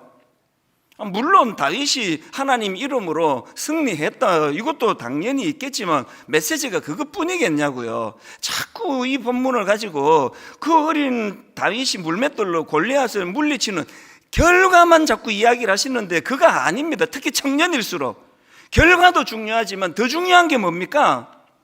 아무것도 없는 돌멩이 몇 개 손에 들려있는 다윗이지만 그가 야성이 있었기 때문에 비겁하지 않기 위하여 그 골리앗에게 도전장을 던진 거, 골리앗에게 덤빈 거, 이게 굉장히 중요한 포인트예요. 저는 청년들에게 종종 묻습니다. 여기 오늘 청년들 많이 와 있는데 대답해 보세요. 여러분, 무엇인가에 도전했다가 실패해가지고 쓰라린 눈물을 흘려본 분 계세요? 대학 입시 실패한 거 말고요. 여러분이 어떤 사명을 가지고, 여러분 어떤 꿈을 가지고, 여러분이 어떤 인생을 걸고 거기에 한번 달려들었다가 실패해서 눈물을 흘려본 적이 있느냐고요. 대부분 없습니다. 왜 없습니까? 안 될 것 같은 건 도전을 안 했으니까요. 골리앗에게 왜 도전합니까? 내가 죽으려고. 내가 바보입니까? 그러면서 도전 안 하는 거거든요. 여러분, 아까 어떤 누군가가 여러분 그 젊은 시절에 한번 무엇에게 도전한 적 있습니까? 그때 누가 아멘 그랬거든요. 귀한 분이에요. 그런 분은 정말 격려해 줘야 돼요. 자꾸 이긴 것만 갖고 얘기하는 거 아니고요. 거친 야성이에요. 한국 교회를 보면서 저는 우리 청년들이 마음에 거룩한 분노를 품어야 돼 생각합니다. 이 교회를 도대체 저렇게 운영하고 있는 거야. 견딜 수 없는 마음의 어떤 부담감, 이게 지금 우리에게 지금 별로 없는 거 아닙니까? 그러다 보니까 청년들일수록 자꾸 교회를 피한대잖아요. 저는 그거 옳은 태도라 생각하지 않습니다. 왜 피하느냐고요. 그래서 저는 개인적으로요, 목사로서 가장 그 두려워하는, 제 자신에 대한 두려워하는 게 하나 있는데요, 저는 제가 자기 연민에 빠질까봐, 정직하게 고백하면 능력도 부족하고 여러 가지 제가 부족한 게 많으니까 자주 자기 연민에 빠지기를 합니다. 자주 자기 연민에 빠져요. 내가 너무 초라한 거예요. 내가 너무 불쌍한 겁니다. 아무리 해도 안 되는데 어떡하느냐고. 1만 성도 파수 운동 이후에 한 10달 자기 연민에 빠졌습니다. 한 70-80%의 우리 그 교회의 평신도 지도자들이 이제 29교회로 다 이제 분산해서 나가시고, 기존 신자 등록을 안 받다 보니까 섬겨야 되는 그 초신자 성도님들은 엄청 많은데, 이게 교회 구조가 공룡 머리처럼 헤드는 조그맣고 몸통이 큰 교회가 됐는데 나이는 제가 들어가고 그 역부족이더라고요.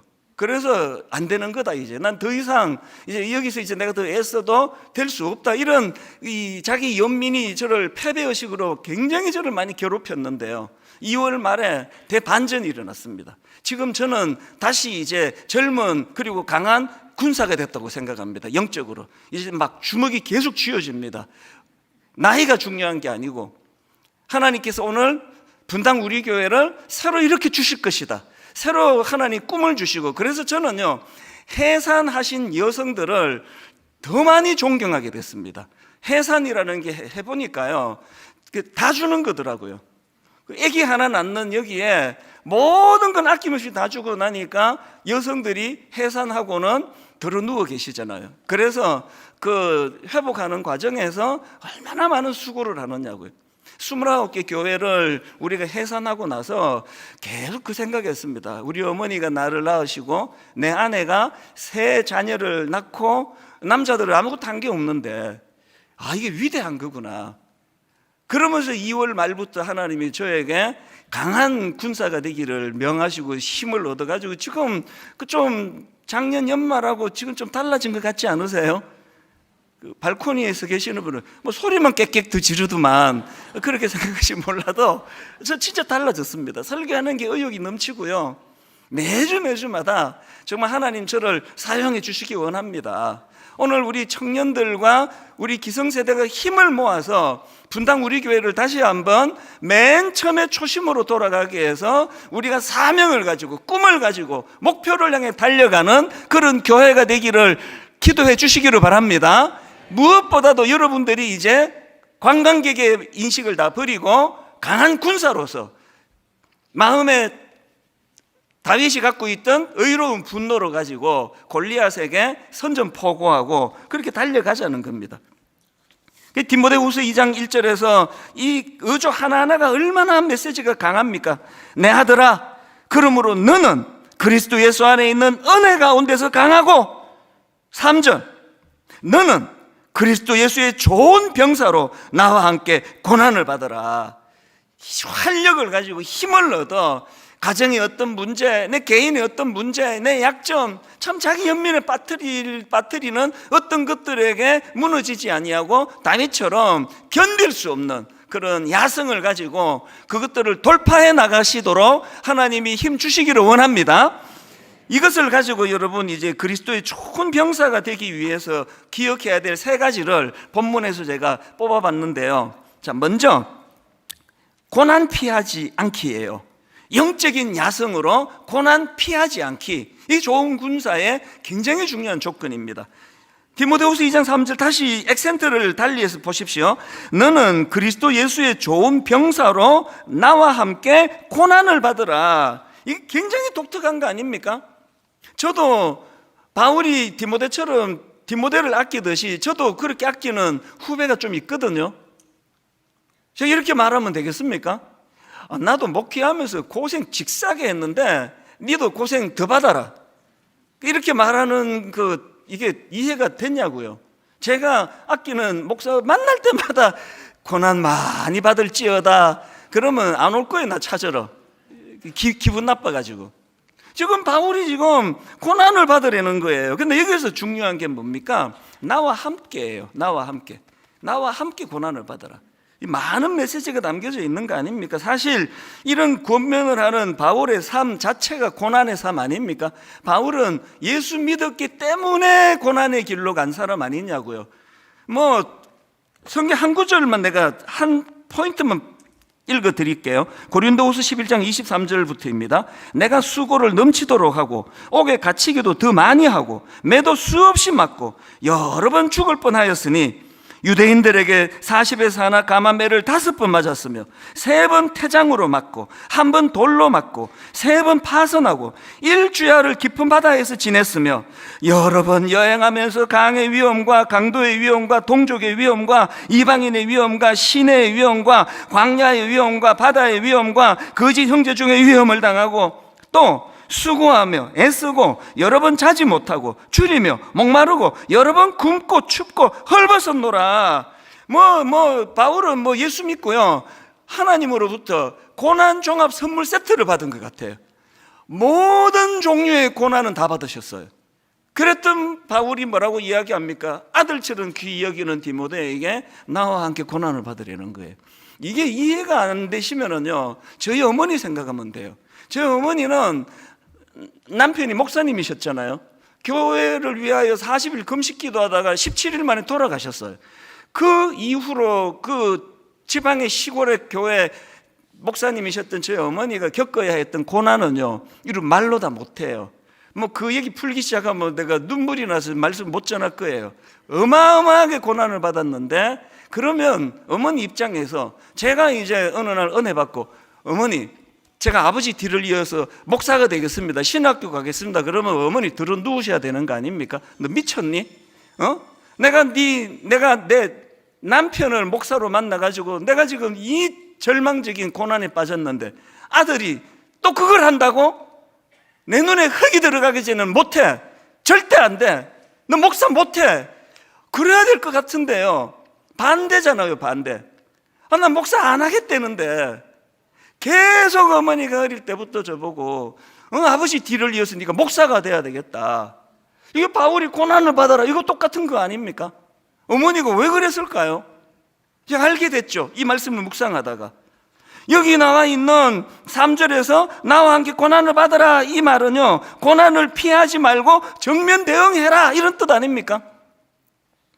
하나님이 어머니에게 주신 많은 시련의 것들을 피하지 않고 정면으로 돌파할 때 거기에 하나님이 어떤 피할 길을 주시고 하나님이 만나와 매출하기로 인도해 주시고 오남매를 길러가는 과정에서 나는 끝이다 나는 절망이다 자기 연민에 빠져가지고 여러분 가난했던 시절에 아버지 계셔도 이게 애들 먹이기도 힘든 시대인데 하나님께서 어머니를 통하여 말로 다 할 수 없는 이런 귀한 일들을 해오셨기 때문에 제가 지금도 이렇게 여러분 앞에 사람 구실하고 있는 거 아닙니까? 어머니가 왜 제가 목사가 되기를 원하시겠냐고요. 고난을 맞서고 그것과 싸우고 그것을 대응해 나갈 때 생각지도 못했던 하나님 주시는 힘이 있고 생각지도 못했던 마음의 평안이 있고 더 하나님께서 보람찬 삶으로. 그래서 제가 몇 주 전에 우리 이지성 교수 얘기했잖아요. 그 음주운전에 들이받쳐가지고 차가 불이 나서 온 몸에 그래서 수십 차례 수술을 하고 그런 어려운 고난을 이 교수님이 겪었는데 놀라운 이야기를 몇 번이나 하잖아요. 당신은 음주운전 사고 나기 그 이전으로 돌아가고 싶었냐 물으면 항상 안 돌아가고 싶다 이야기예요. 그게 위선이 아니고요 바울과 같은 원리예요. 정면으로 그것들을 맞으면 자기 연민에 빠지지 않으니까 훨씬 가치 있고 훨씬 보람이 있고 훨씬 보배롭고 존귀한 그런 하나님의 형상을 닮은 성숙한 사람으로 변해가니까, 그게 미국의 아이비리그 대학을 졸업하고 또 뭐 UCLA나 뭐 이화여대 교수가 되고 이런 어떤 화려한 어떤 겉으로 드러나는 것만이 아니라 그 내면에 주시는 은혜를 맛보고 사는 거예요. 제가 이 설교 이렇게 준비하고 있는데요, 이제 중앙공원, 저 걷는 걸 좋아하니까요, 중앙공원을 걷다가 제가 참 설교 예화를 하나님이 주시다 이제는 그 플랜카드로 그 공원에 이런 게 써져 있더라고요. 크게 써놨습니다. 하도 신기해 사진을 찍어 왔어요. 제가 중앙공원에 멧돼지가 출몰한대요. 그래서 제가 참 이 멧돼지도 저한테 설교 예화로 쓰려고 고생한다. 이게 지금 이 도심 한가운데 그 멧돼지도 정신 나간 멧돼지 아닙니까? 멧돼지. 그래서 플랜카드 이렇게 쓰였습니다. 멧돼지 출몰 지역 주의사항 알림. 멧돼지와 마주쳤을 때 그 네 가지를 이제 조심하라 그랬는데 두 가지만 제가 메모해 왔습니다. 첫 번째, 여러분 중앙공원 가다가 멧돼지 만나면요, 첫째, 뛰거나 소리 지르지 말고 침착하게 행동해야 됩니다. 두 번째가 이거예요. 멧돼지와 맞닥뜨리면 등을 보이지 말고 멧돼지를 주시합니다. 그러니까 멧돼지하고 눈싸움 하라는 거예요. 잘 들어보세요.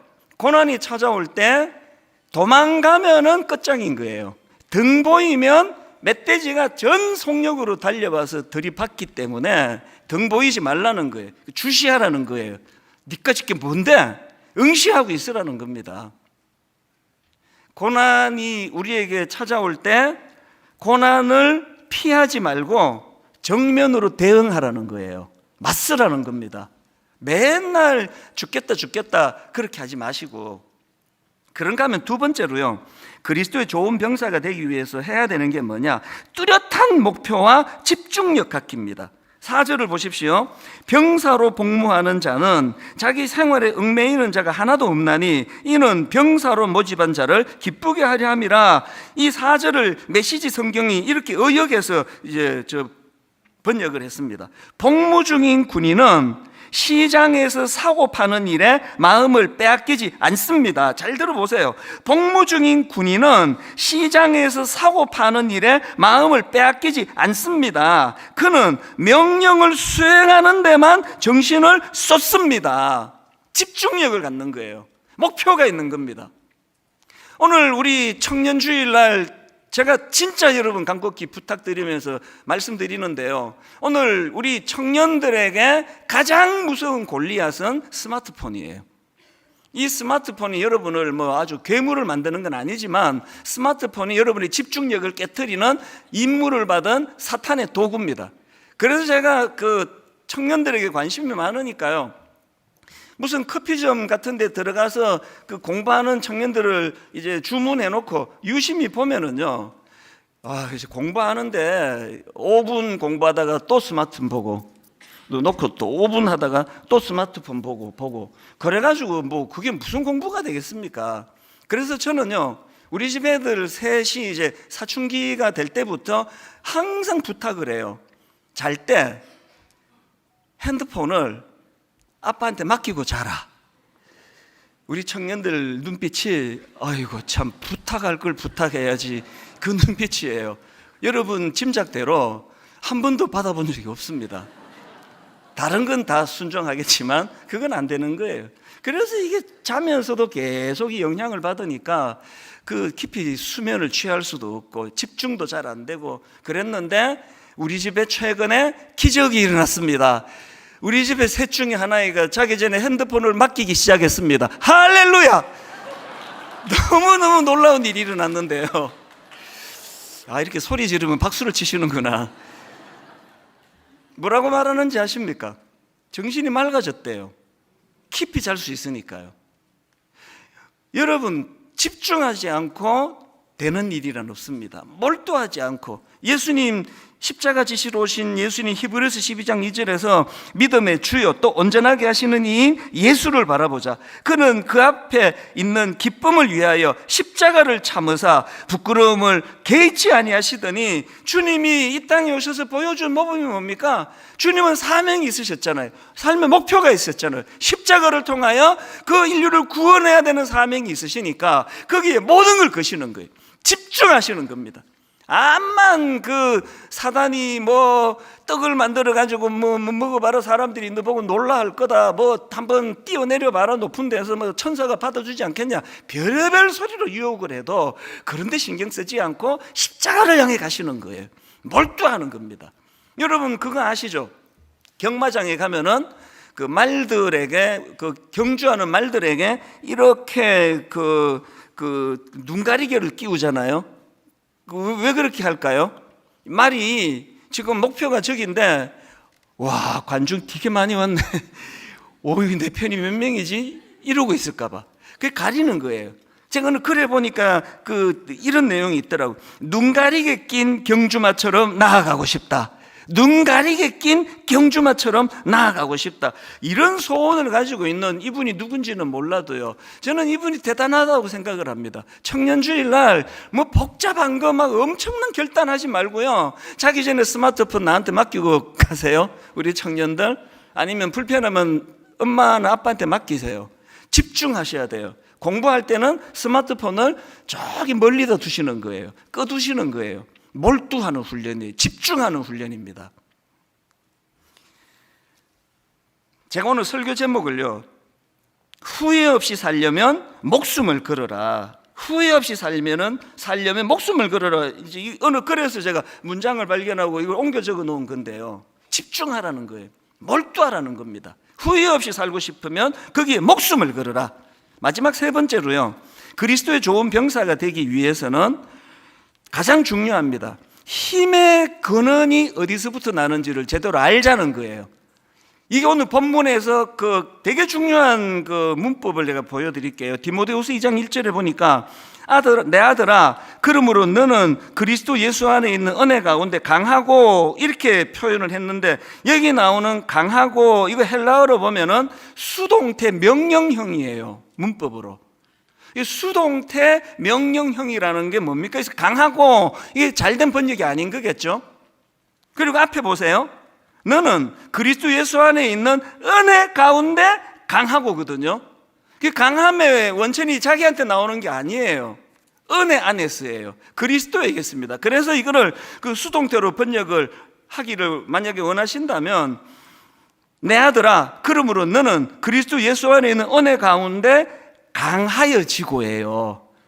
내가 강하게 만드는 거 아닙니다. 그래서 여러분 고린도 후서 12장 10절에 보니까, 그러므로 내가 그리스도를 위하여 약한 것들과 능력과 궁핍과 박해와 곤고를 기뻐하노니, 그다음 같이 읽습니다.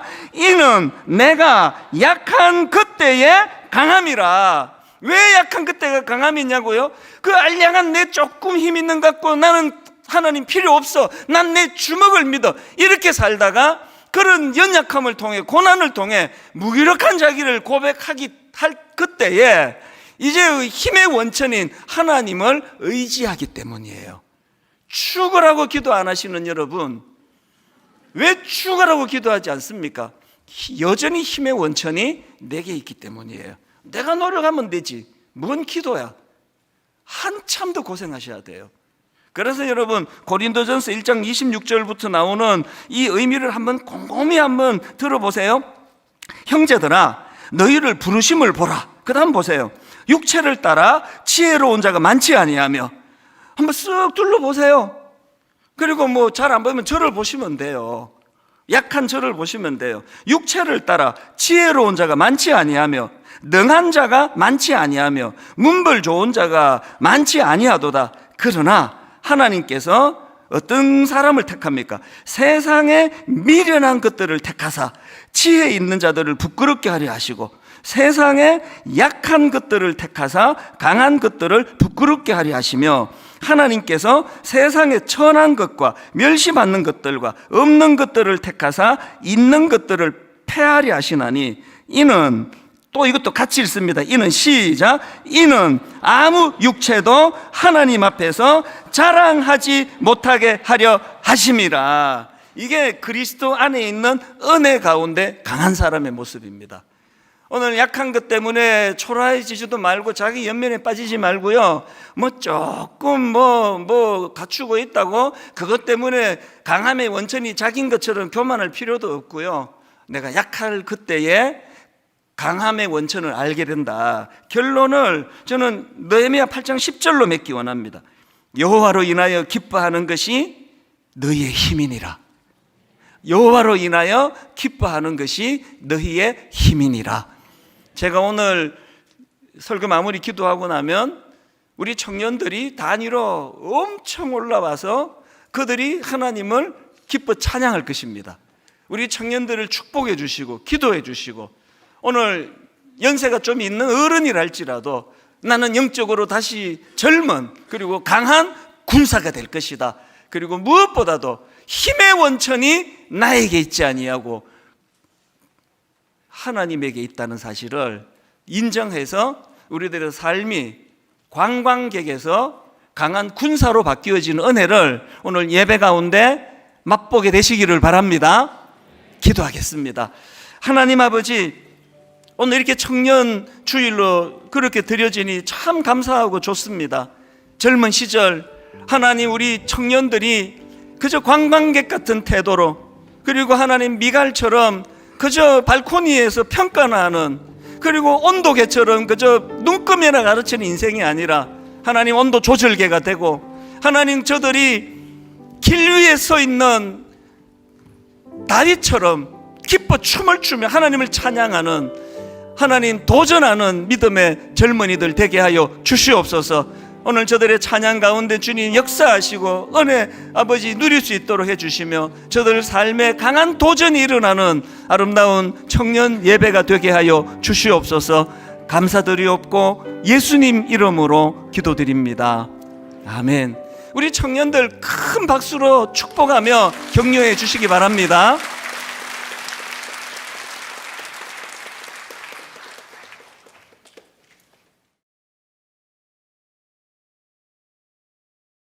요즘엔 이 뇌과학이 발달을 해서 예전에 몰랐던 새로운 지식들이 이제 많이 발표가 되는데요. 이 감사의 중요성도 마찬가지입니다. 요즘에 많은 자료들이 나오고 있는데요. 이 감사하는 마음이 우리 인간들의 삶에 얼마나 중요한 영향을 미치는지, 이런 것들을 이제 의학적으로 증명해내는 그런 글들이 굉장히 많습니다.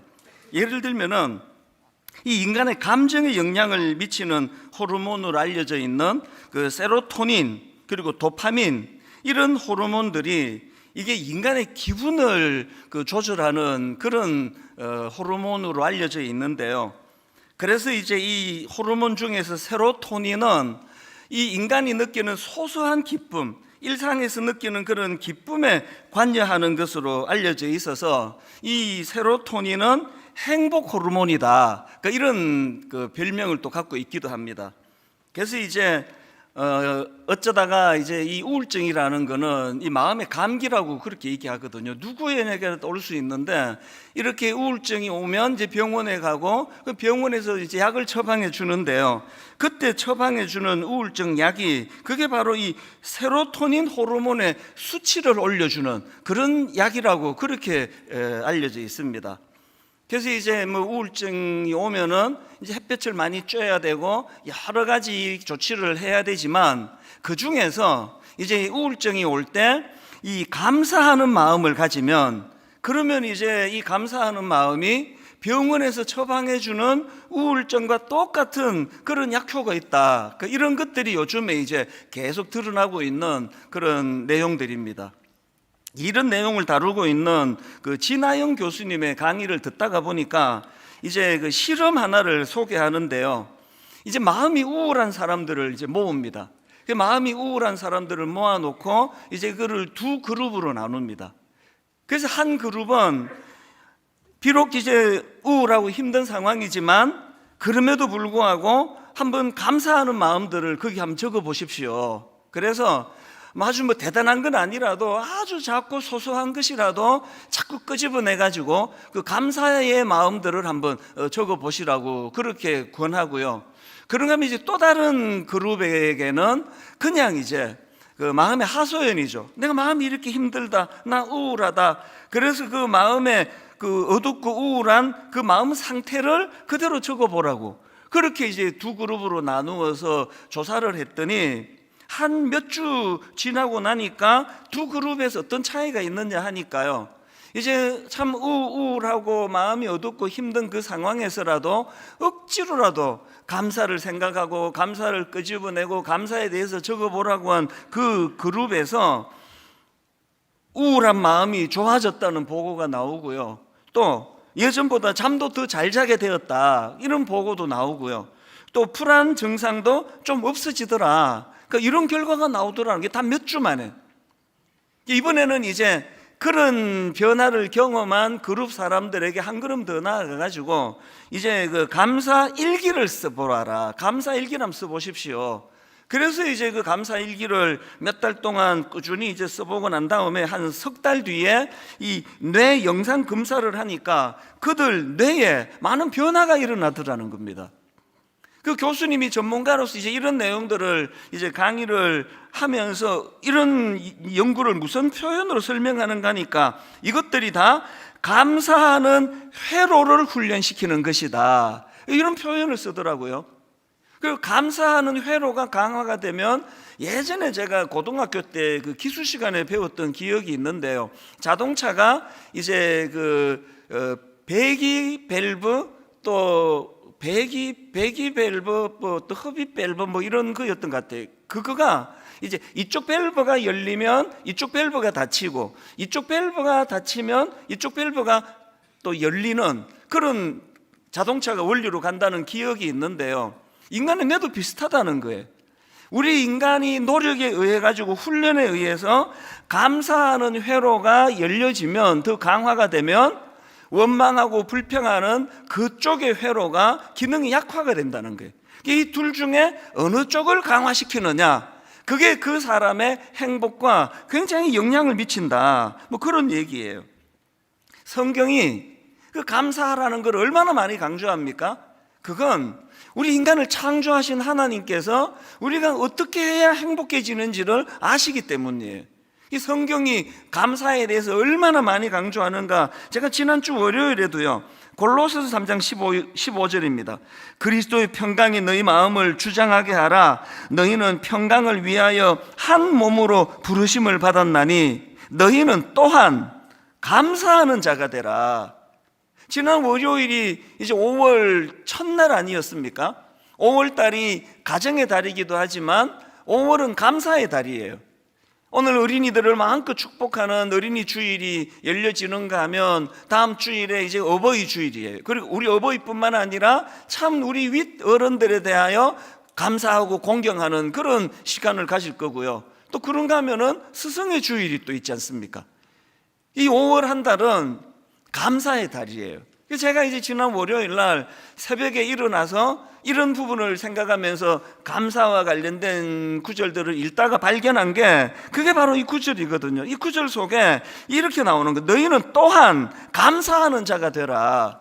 너희는 또한 감사해라, 이게 아니고요, 감사하는 자가 되라는 거예요. 뭘 이야기합니까? 뇌과학자들의 이야기를 우리가 빌려서 설명을 드리자면, 그쪽의 회로가 계속 발달이 되고 그 회로가 계속 발달이 되면 나중에는요, 별거 아닌 거에도 감사가 계속 잘 흘러나오는 그런 사람이 된다는 거예요.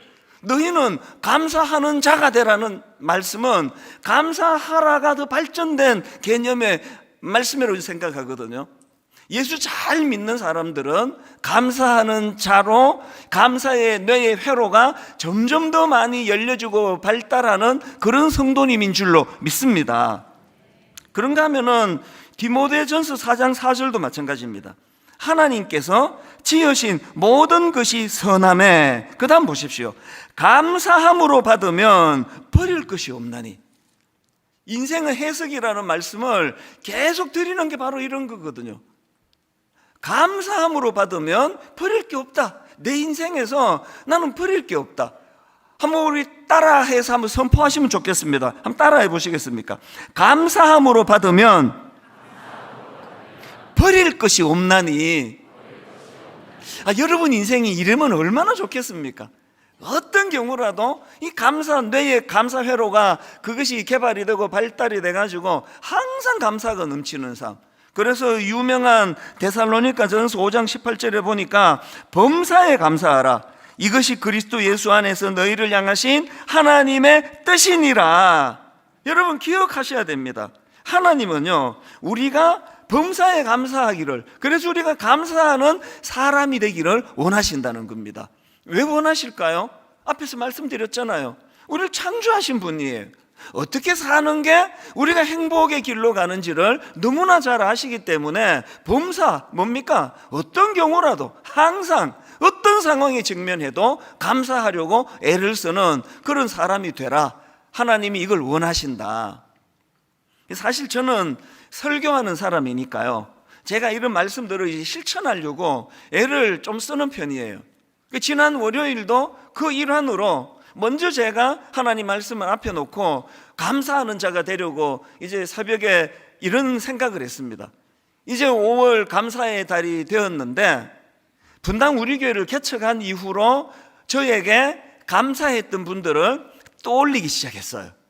한 분 한 분 떠올리고 또 메모하고 이러면서 얼마나 마음에 기쁨이 넘치는지 몰랐습니다. 예를 들면 딱 한 가지만 예를 들면 이런 겁니다. 송림중고등학교 우리 이사장님과 또 우리 관계자분들, 만약에 송림중고등학교에서 이 공간을 안 빌려주셨으면 오늘날 분당 우리 교회는 없습니다. 70평짜리 엘리베이터도 없는 걸어서 올라가는 4층 상가를 얻었는데 그 조그마한 공간에서 어떻게 이런 성도님들을 다 모실 수 있겠냐고요.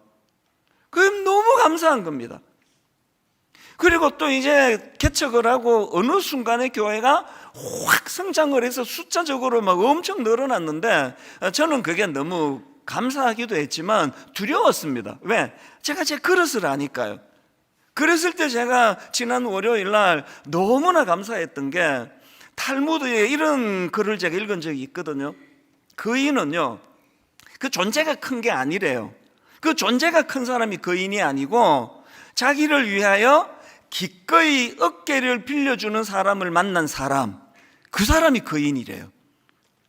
월요일 날 이 대목이 저에게 막 너무너무 감사가 넘치게 했거든요. 저야말로 그 케이스 아닙니까?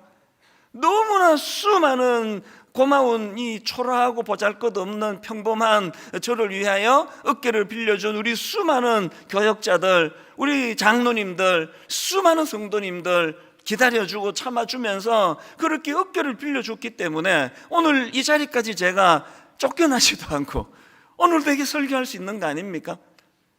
그래서 월요일날 이런 생각 저런 생각을 하다가 보니까 마음에 막 감사가 확 이렇게 밀려와서 너무너무 행복했거든요. 여러분 그 담임 목사가 양심이 있지, 이런 행복을 나만 누리면 되겠습니까? 그래서 제가 결심을 한 겁니다. 이거 같이 나눠야 되겠다. 5월 한 달, 저는 가정의 달인 건 다 아실 거고요. 분당 우리 교회 차원에서 5월 한 달을 감사의 달로 선포합니다. 감사의 달이 되기를 원합니다. 이제 5월 한 달 동안 스승의 날 이런 때 참 초등학교 선생님 살아만 계시다면 찾아뵙고 식사도 대접하고, 제가 송림 중고등학교 이사장님께 주중에 전화를 드려서 제가 이제 오는 주일을 찾아뵙겠다고, 주중에 찾아뵙고 인사를 드리겠다고 좋은 과일하고 좋은 거 준비해서 가려고 그래요. 감사가 넘치는 달, 생각만으로도 좋지 않습니까? 그래서 여러분, 이 5월 한 달이 우리 내면에 진짜 감사가 넘치는 달이 되기 위해서 먼저 하셔야 되는 게요, 여러분 그 책꽂이에 꽂아두었던 감사 노트 다 꺼내세요. 먼지 툭툭 털고 안 쓰셔가지고. 그래서 여러분이 감사 노트를 다시 우리가 쓰기를 원하는데요, 제가 여기 이 책 그 감사 노트 맨 그 서론에 써놓은 글 하나를 여러분께 상기시켜 드리기 원합니다. 이런 글을 썼습니다. 누군가 말했다. 감사할 게 없다고요? 참기름 짜듯이 쥐어 짜보세요. 생각지도 못한 감사한 일들이 떠오를 겁니다. 여기 우리 젊은 세대는 참기름 짜는 기계가 뭔지 모르실 거예요. 옛날에 우리 동네에 참기름집이 있었는데요, 기계가 어마어마합니다. 이거를 이제 쪼으면은요, 그 무서운 쇳덩어리가 점점 이제 압박을 가해가지고 참기름을 그렇게 만들더라고요. 감사를 어떻게 하라고요? 참기름 기계로 짜듯이 짜라는 거예요. 억지로 하라는 거예요. 여기 지금 그 부부 권태기에 좀 계신 분 계시죠? 근데 쓱 보면 알아요. 벌써 앉는 자리가 좀 떨어져 앉고 절대 서로 안 쳐다보고, 그런 분들한테 그 부부에 대해 감사 노트를 써보라 그러면 바로 이렇게 항의합니다. 쓸 게 있어야 쓰죠. 그래서 제가 말했잖아요. 참기름 짜듯이 짜보라고. 참기름 짜듯이 짜보는 그 가운데에서 생각지도 못한 감사한 것들이 떠올려지게 될 거다, 뭐 그런 겁니다. 그리고 제가 감사 노트에 썼던 그 찰스 스펄전 목사님 글도 마음에 담으시면 좋겠는데요, 기억하실 겁니다. 별빛에 감사하는 자에게는 달빛을 주시고, 달빛에 감사하는 자에게 햇빛을 주시고, 햇빛에 감사하는 자에게 영원히 지지 않는 주님의 은혜의 빛을 주신다. 이분은요, 영적으로 민감한 목사님이셔서 이런 글을 오래전에 썼지만, 지금 우리 뇌과학자들이 이게 얼마나 중요한가를 증명해내고 있거든요. 의학적으로. 작은 것에 감사, 이 시시한 거 이게 뭐 감사야 다 하는데, 그분은요 더 이상 진도가 안 나가는 인생이에요. 아무것도 아닌 보잘것없는 그것에 하나님께 감사하고 그 대상에게 감사하고. 조금 전에 제가 그 우연히 어느 기사를 보니까 어떤 사장님이 글을 썼는데요, 그 결혼을 하는 그 직원이 퇴직을 했는데 큰 금액이에요. 한 300만 원인가 기억이 가물가물한데 그 금액을 축의금으로 줬는데 묵묵부답이더라. 그게 너무 마음에 이분이 섭섭하더라는 거를 이제 기사로 제가 본 거거든요. 인간은요, 바라고 하면은 절대 못 베풉니다. 금은머리 짐승은 호의를 베푸는 게 아니다, 은혜를 베푸는 게 아니다, 이런 이야기 왜 나왔겠습니까? 표현 안 하는 게 우리예요. 저 자신도 돌아보면은 감사를 표현할 줄 모르는 그런 인간이에요. 그래서 저는 하나님께서 우리에게 별빛에 감사해라, 그 흐릿한 그 별빛 아니라도 그 별빛에 감사하면 달빛을 누리게 될 것이고, 더 밝아진 달빛을 감사하면 햇빛을 누리게 될 것이다. 이게 하나님이 우리에게 원하시는 감사하는 사람의 모습이거든요.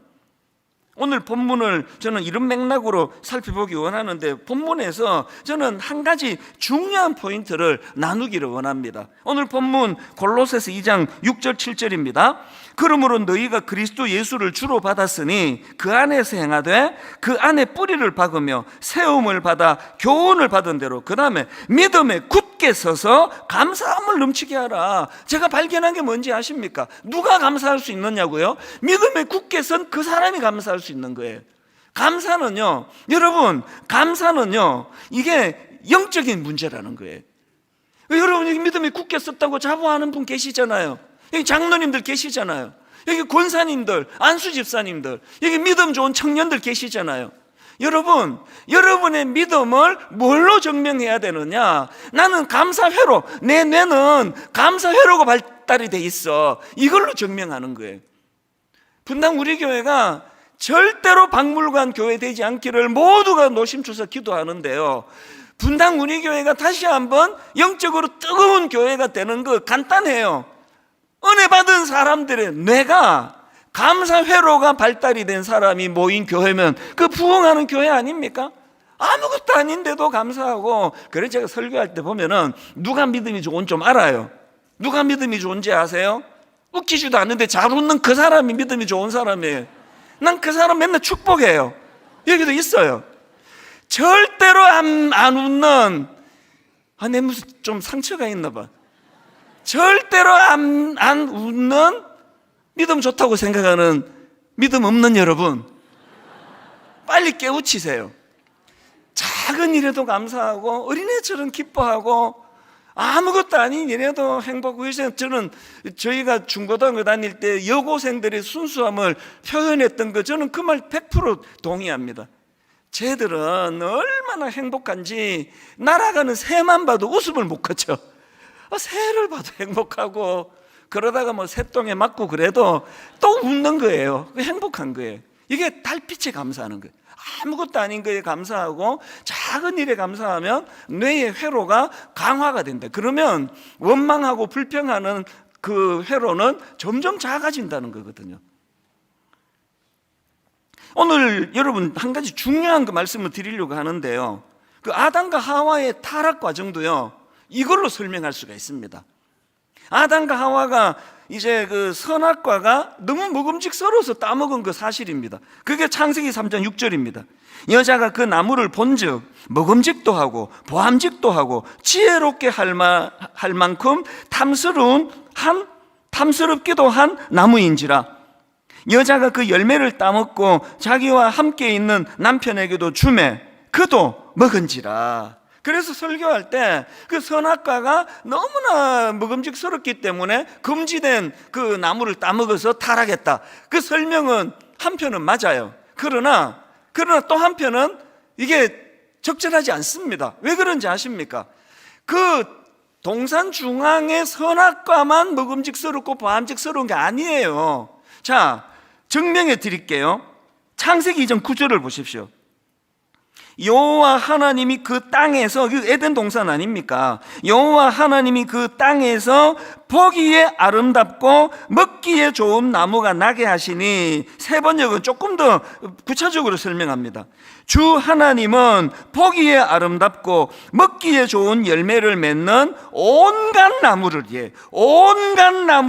땅에서 자라게 하시고, 제가 이번에 세상 깨달은 게 뭔가 하면은요, 그 아담과 하와가 먹음직스럽고 보암직스러워서 따먹은 선악과만 그런 게 아니고요, 하나님이 만든 모든 것들이 다 먹음직스러웠어요. 다 보기 아름다웠습니다. 그러니까 아담과 하와가 너무 먹음직스러워서 따먹었단 말은 옳지가 않습니다.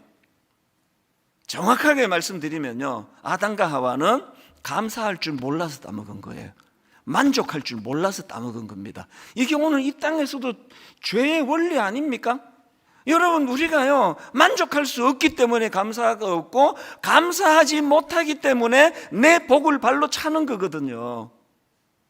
저는 항상 제 아내를 어느 시점으로 보느냐, 93년 12월 1일 저 결혼한 날이에요.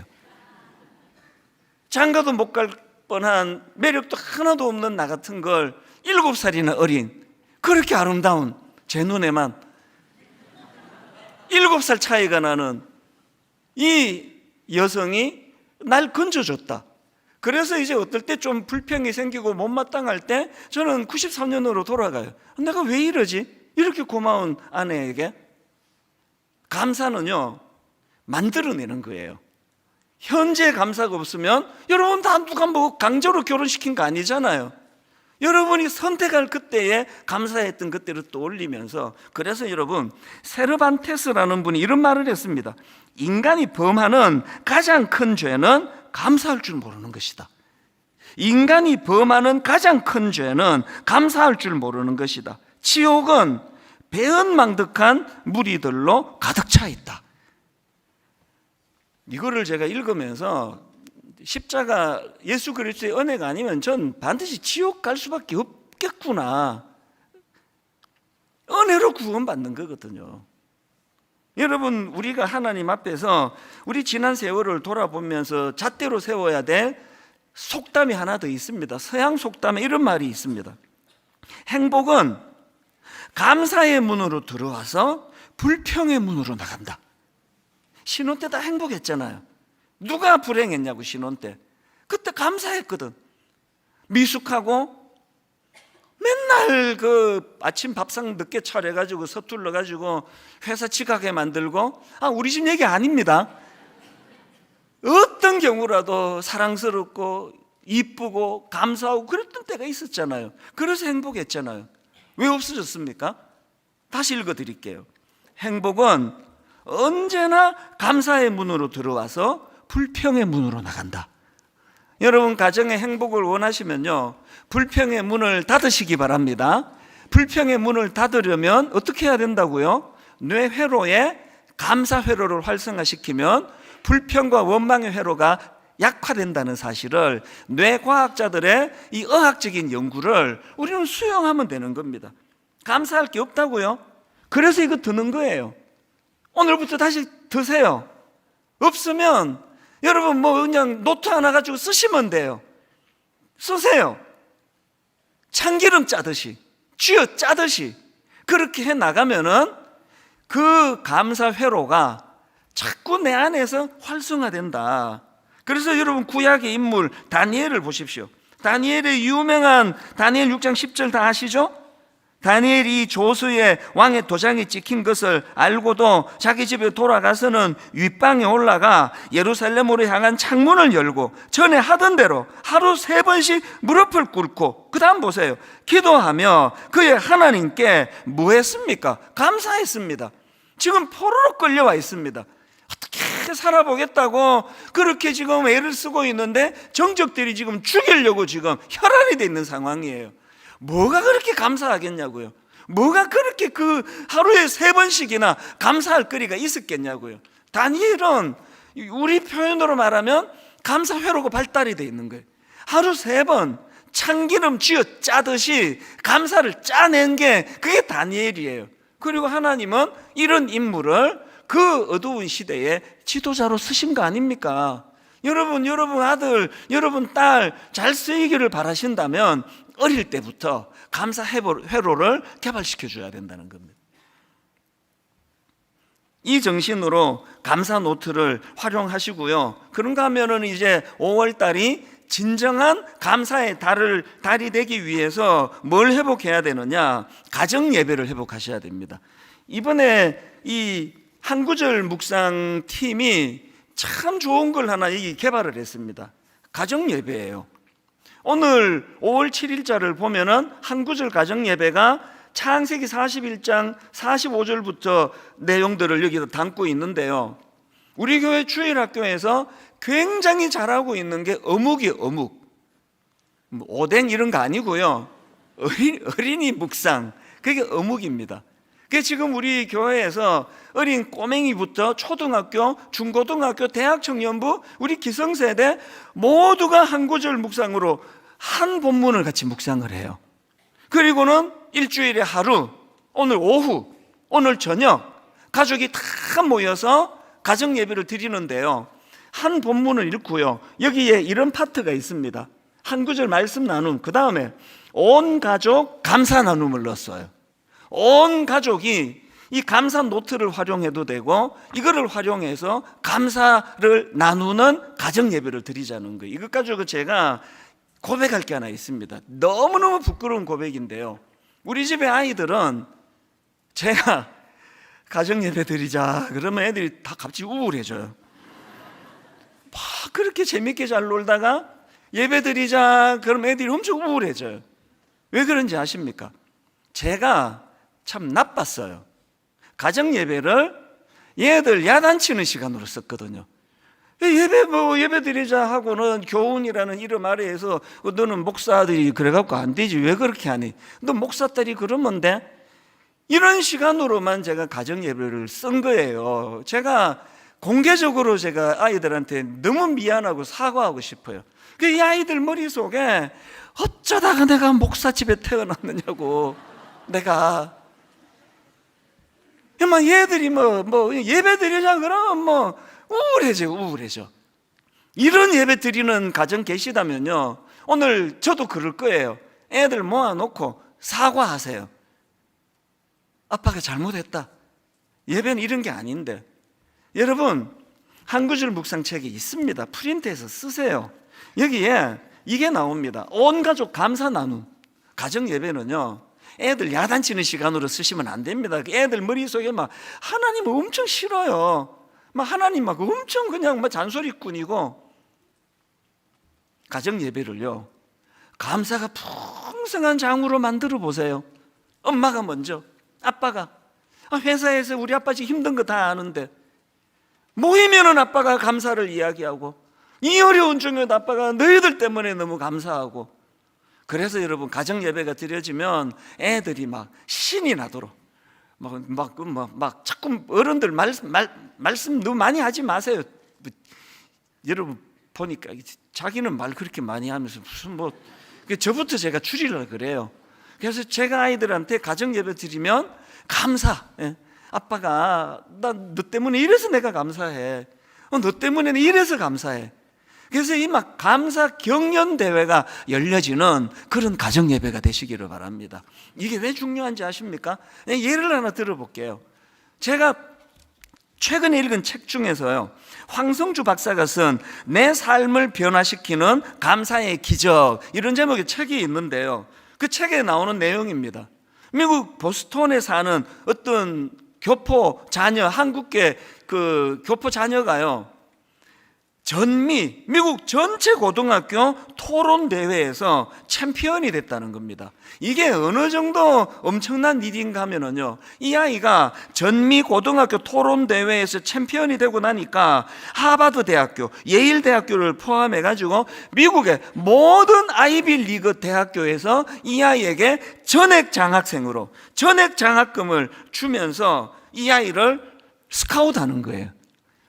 모든 아이비 리그 대학교에서 이 아이에게 전액 장학금을 주고 데려가겠다고 할 만큼 이 전미 고등학교 토론 대회가 엄청난 대회인데요, 거기서 한국계가 챔피언이 됐어요. 이 저자가 아는 분인가 봐요. 너무너무 축하한다고. 그러면서 물었죠. 비결이 뭐냐? 어떻게 키웠길래 이런 대단한 애로 키웠냐 그랬더니 그 부모가 딱 한마디 했답니다. 그거요, 이거 가르쳤습니다. 감사 노트 쓰게 했대요. 어릴 때부터 감사 노트, 5감사, 5가지 감사. 그래가지고 어느 정도 이거를 많이 강조했는가 하면은요, 5가지 감사를 제대로 쓰지 않으면 잠을 안 재웠대요. 잠을 자려면 5감사 통과가 돼야 돼요. 그러니까 얘가 이제 아침에 일어나면은 학교 가고 생활하고 계속 그 생각이 의식이 될 거잖아요. 엄마가 또 물어야 되는데, 잠을 자야 되는데. 그래서 이제 5감사를 계속 생각하는 거예요. 그리고 저녁에 같이 모이면 굉장히 오래 생각했던 걸 딱 한 줄로 요약하는 훈련이 됐겠죠. 딱 한 줄로 이래서 감사. 그랬더니요, 어떤 결과가 일어났느냐, 그 책에 나오는 내용을 그대로 읽어드릴게요. 그 아이에게 자연스럽게 습득된 게 이런 것들입니다. 관찰력, 어휘력, 논리력, 통찰력, 창의력, 분석력, 포용력, 그리고 그런 것들을 가지고 어릴 때부터 칭찬을 들으니까 자존감이 높아지고 점점 자신감이 생기고, 그러니까 전 미국 고등학교 토론 대회에서 챔피언이 되더라. 여러분, 분당 우리 교회에서도 하버드 대학 가는 게 중요한 게 아니고요, 저는 여러분 자녀들 안에서 이런 아이들이 나오기를 바랍니다. 어릴 때부터 그쪽에 뇌가 회로가 발달이 된 거예요. 그래서 토론 대회 하는데 막히는 게 없습니다. 논리적이고 자신감이 있고 감사를 가지고 무장을 하고. 여러분, 분당 우리 교회 5월 한 달 정말 감사의 달이 되기를 원합니다. 그래서 마음에서 부모부터가요, 가정예배 드리자 그러면 기쁘게 밝은 아이들이 막 우울해지고, 또 뭐이라 그런다 그러고, 저 같은 어리석음을 범하지 않으시려면요, 감사를 매개로 하는 거예요. 같이 말씀 읽고, 그 하나님이 주신, 그래서 하나님, 저는 너무나 미약하지만 별빛에 나는 너무너무 감사합니다. 그래서 그 엄마가 점점 달빛으로 변하는 걸 아이들이 지켜보고, 하나님, 나는 달빛이 너무 감사합니다. 그 달빛을 감사하는 자에게 주시는, 햇빛을 주시는 하나님 은혜를 아이들이 누리고 보고 그렇게 살아가도록요. 그래서 제가 신방을 가보면요, 요즘에는 그 가정을 점검하는 기준이 달라졌어요. 공부 잘하고 이런 가정도 좋지만요, 밝은 가정이 좋아요. 그저 잘 웃고, 아빠가 별 우습지도 않은 이야기를 해도 그저 잘 웃고 깔깔깔깔 웃고. 그 왜 그렇습니까? 그쪽 회로가 발달이 돼서 그래요. 분당 우리 교회에서 설교를 하다 보면 잘 웃는 사람이 보여요. 마음으로 축복합니다. 우리 지휘자도 잘 웃는 분 중에 한 분이에요. 아마 얼마나 잘 웃기 때문에 난 우리 지휘자를 너무 사랑해요. 찬양도 얼마나 또 잘 인도합니까? 잘 웃어서 그래요. 회로가 발달이 돼가지고 오늘 성가대원들이 별로 동의를 하지 않는 표정을 짓고 있어서 농담입니다. 결론을 여러분 저는 이렇게 맺기를 원합니다. 장미꽃이 자기를 창조하신 창조주에게 이렇게 원망을 했습니다. 하나님, 당신은 왜 가시를 주셔서 저를 이렇게 힘들게 하십니까? 그 창조주 하나님이 이렇게 대답했습니다. 나는 너에게 가시를 준 적이 없다. 오히려 가시나무였던 너에게 장미꽃을 주었다. 인생은 해석이라니까요. 잘 웃으려고 애쓰지 마세요. 인생의 해석이에요. 가시를 보면서 하나님 왜 내게 가시를 주셔서 날 이렇게 힘들게 합니까? 그렇게 우울한 인생으로 살아가는 사람이 있고요. 나는 너에게 가시를 준 적이 없다. 오히려 가시나무였던 너에게 장미꽃을 주었다.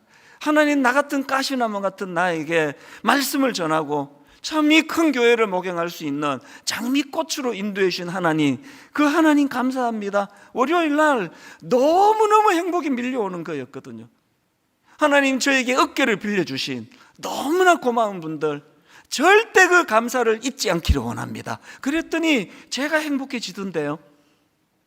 오늘 결론, 빌립보 4장 6절입니다. 아무것도 염려하지 말고 다만 모든 일의 기도와 간구로 너희 구할 것을 감사함으로 하나님께 아뢰라. 아까 그 전문가 이야기 들으셨죠? 제가 배기밸브, 흡입밸브 얘기했잖아요. 둘 중에 하나예요. 아무것도 염려하지 말고 그러면 감사의 기도가 나오고요, 맨날 불평하고 원망하면 감사의 밸브가 닫혀버려요. 맨날 기도하는데 원망이 나오고, 맨날 기도하는데 염려가 많고, 맨날 기도는 하는데 불안과 두려움이 많은 여러분들에게 하나님이 감사를 선물로 주신 줄로 믿습니다. 분당 우리 교회 모든 성도님들, 감사 회로가 우리 뇌에서 활성화되는 그 훈련이 오늘부터 이루어지기를 주님 이름으로 축복합니다.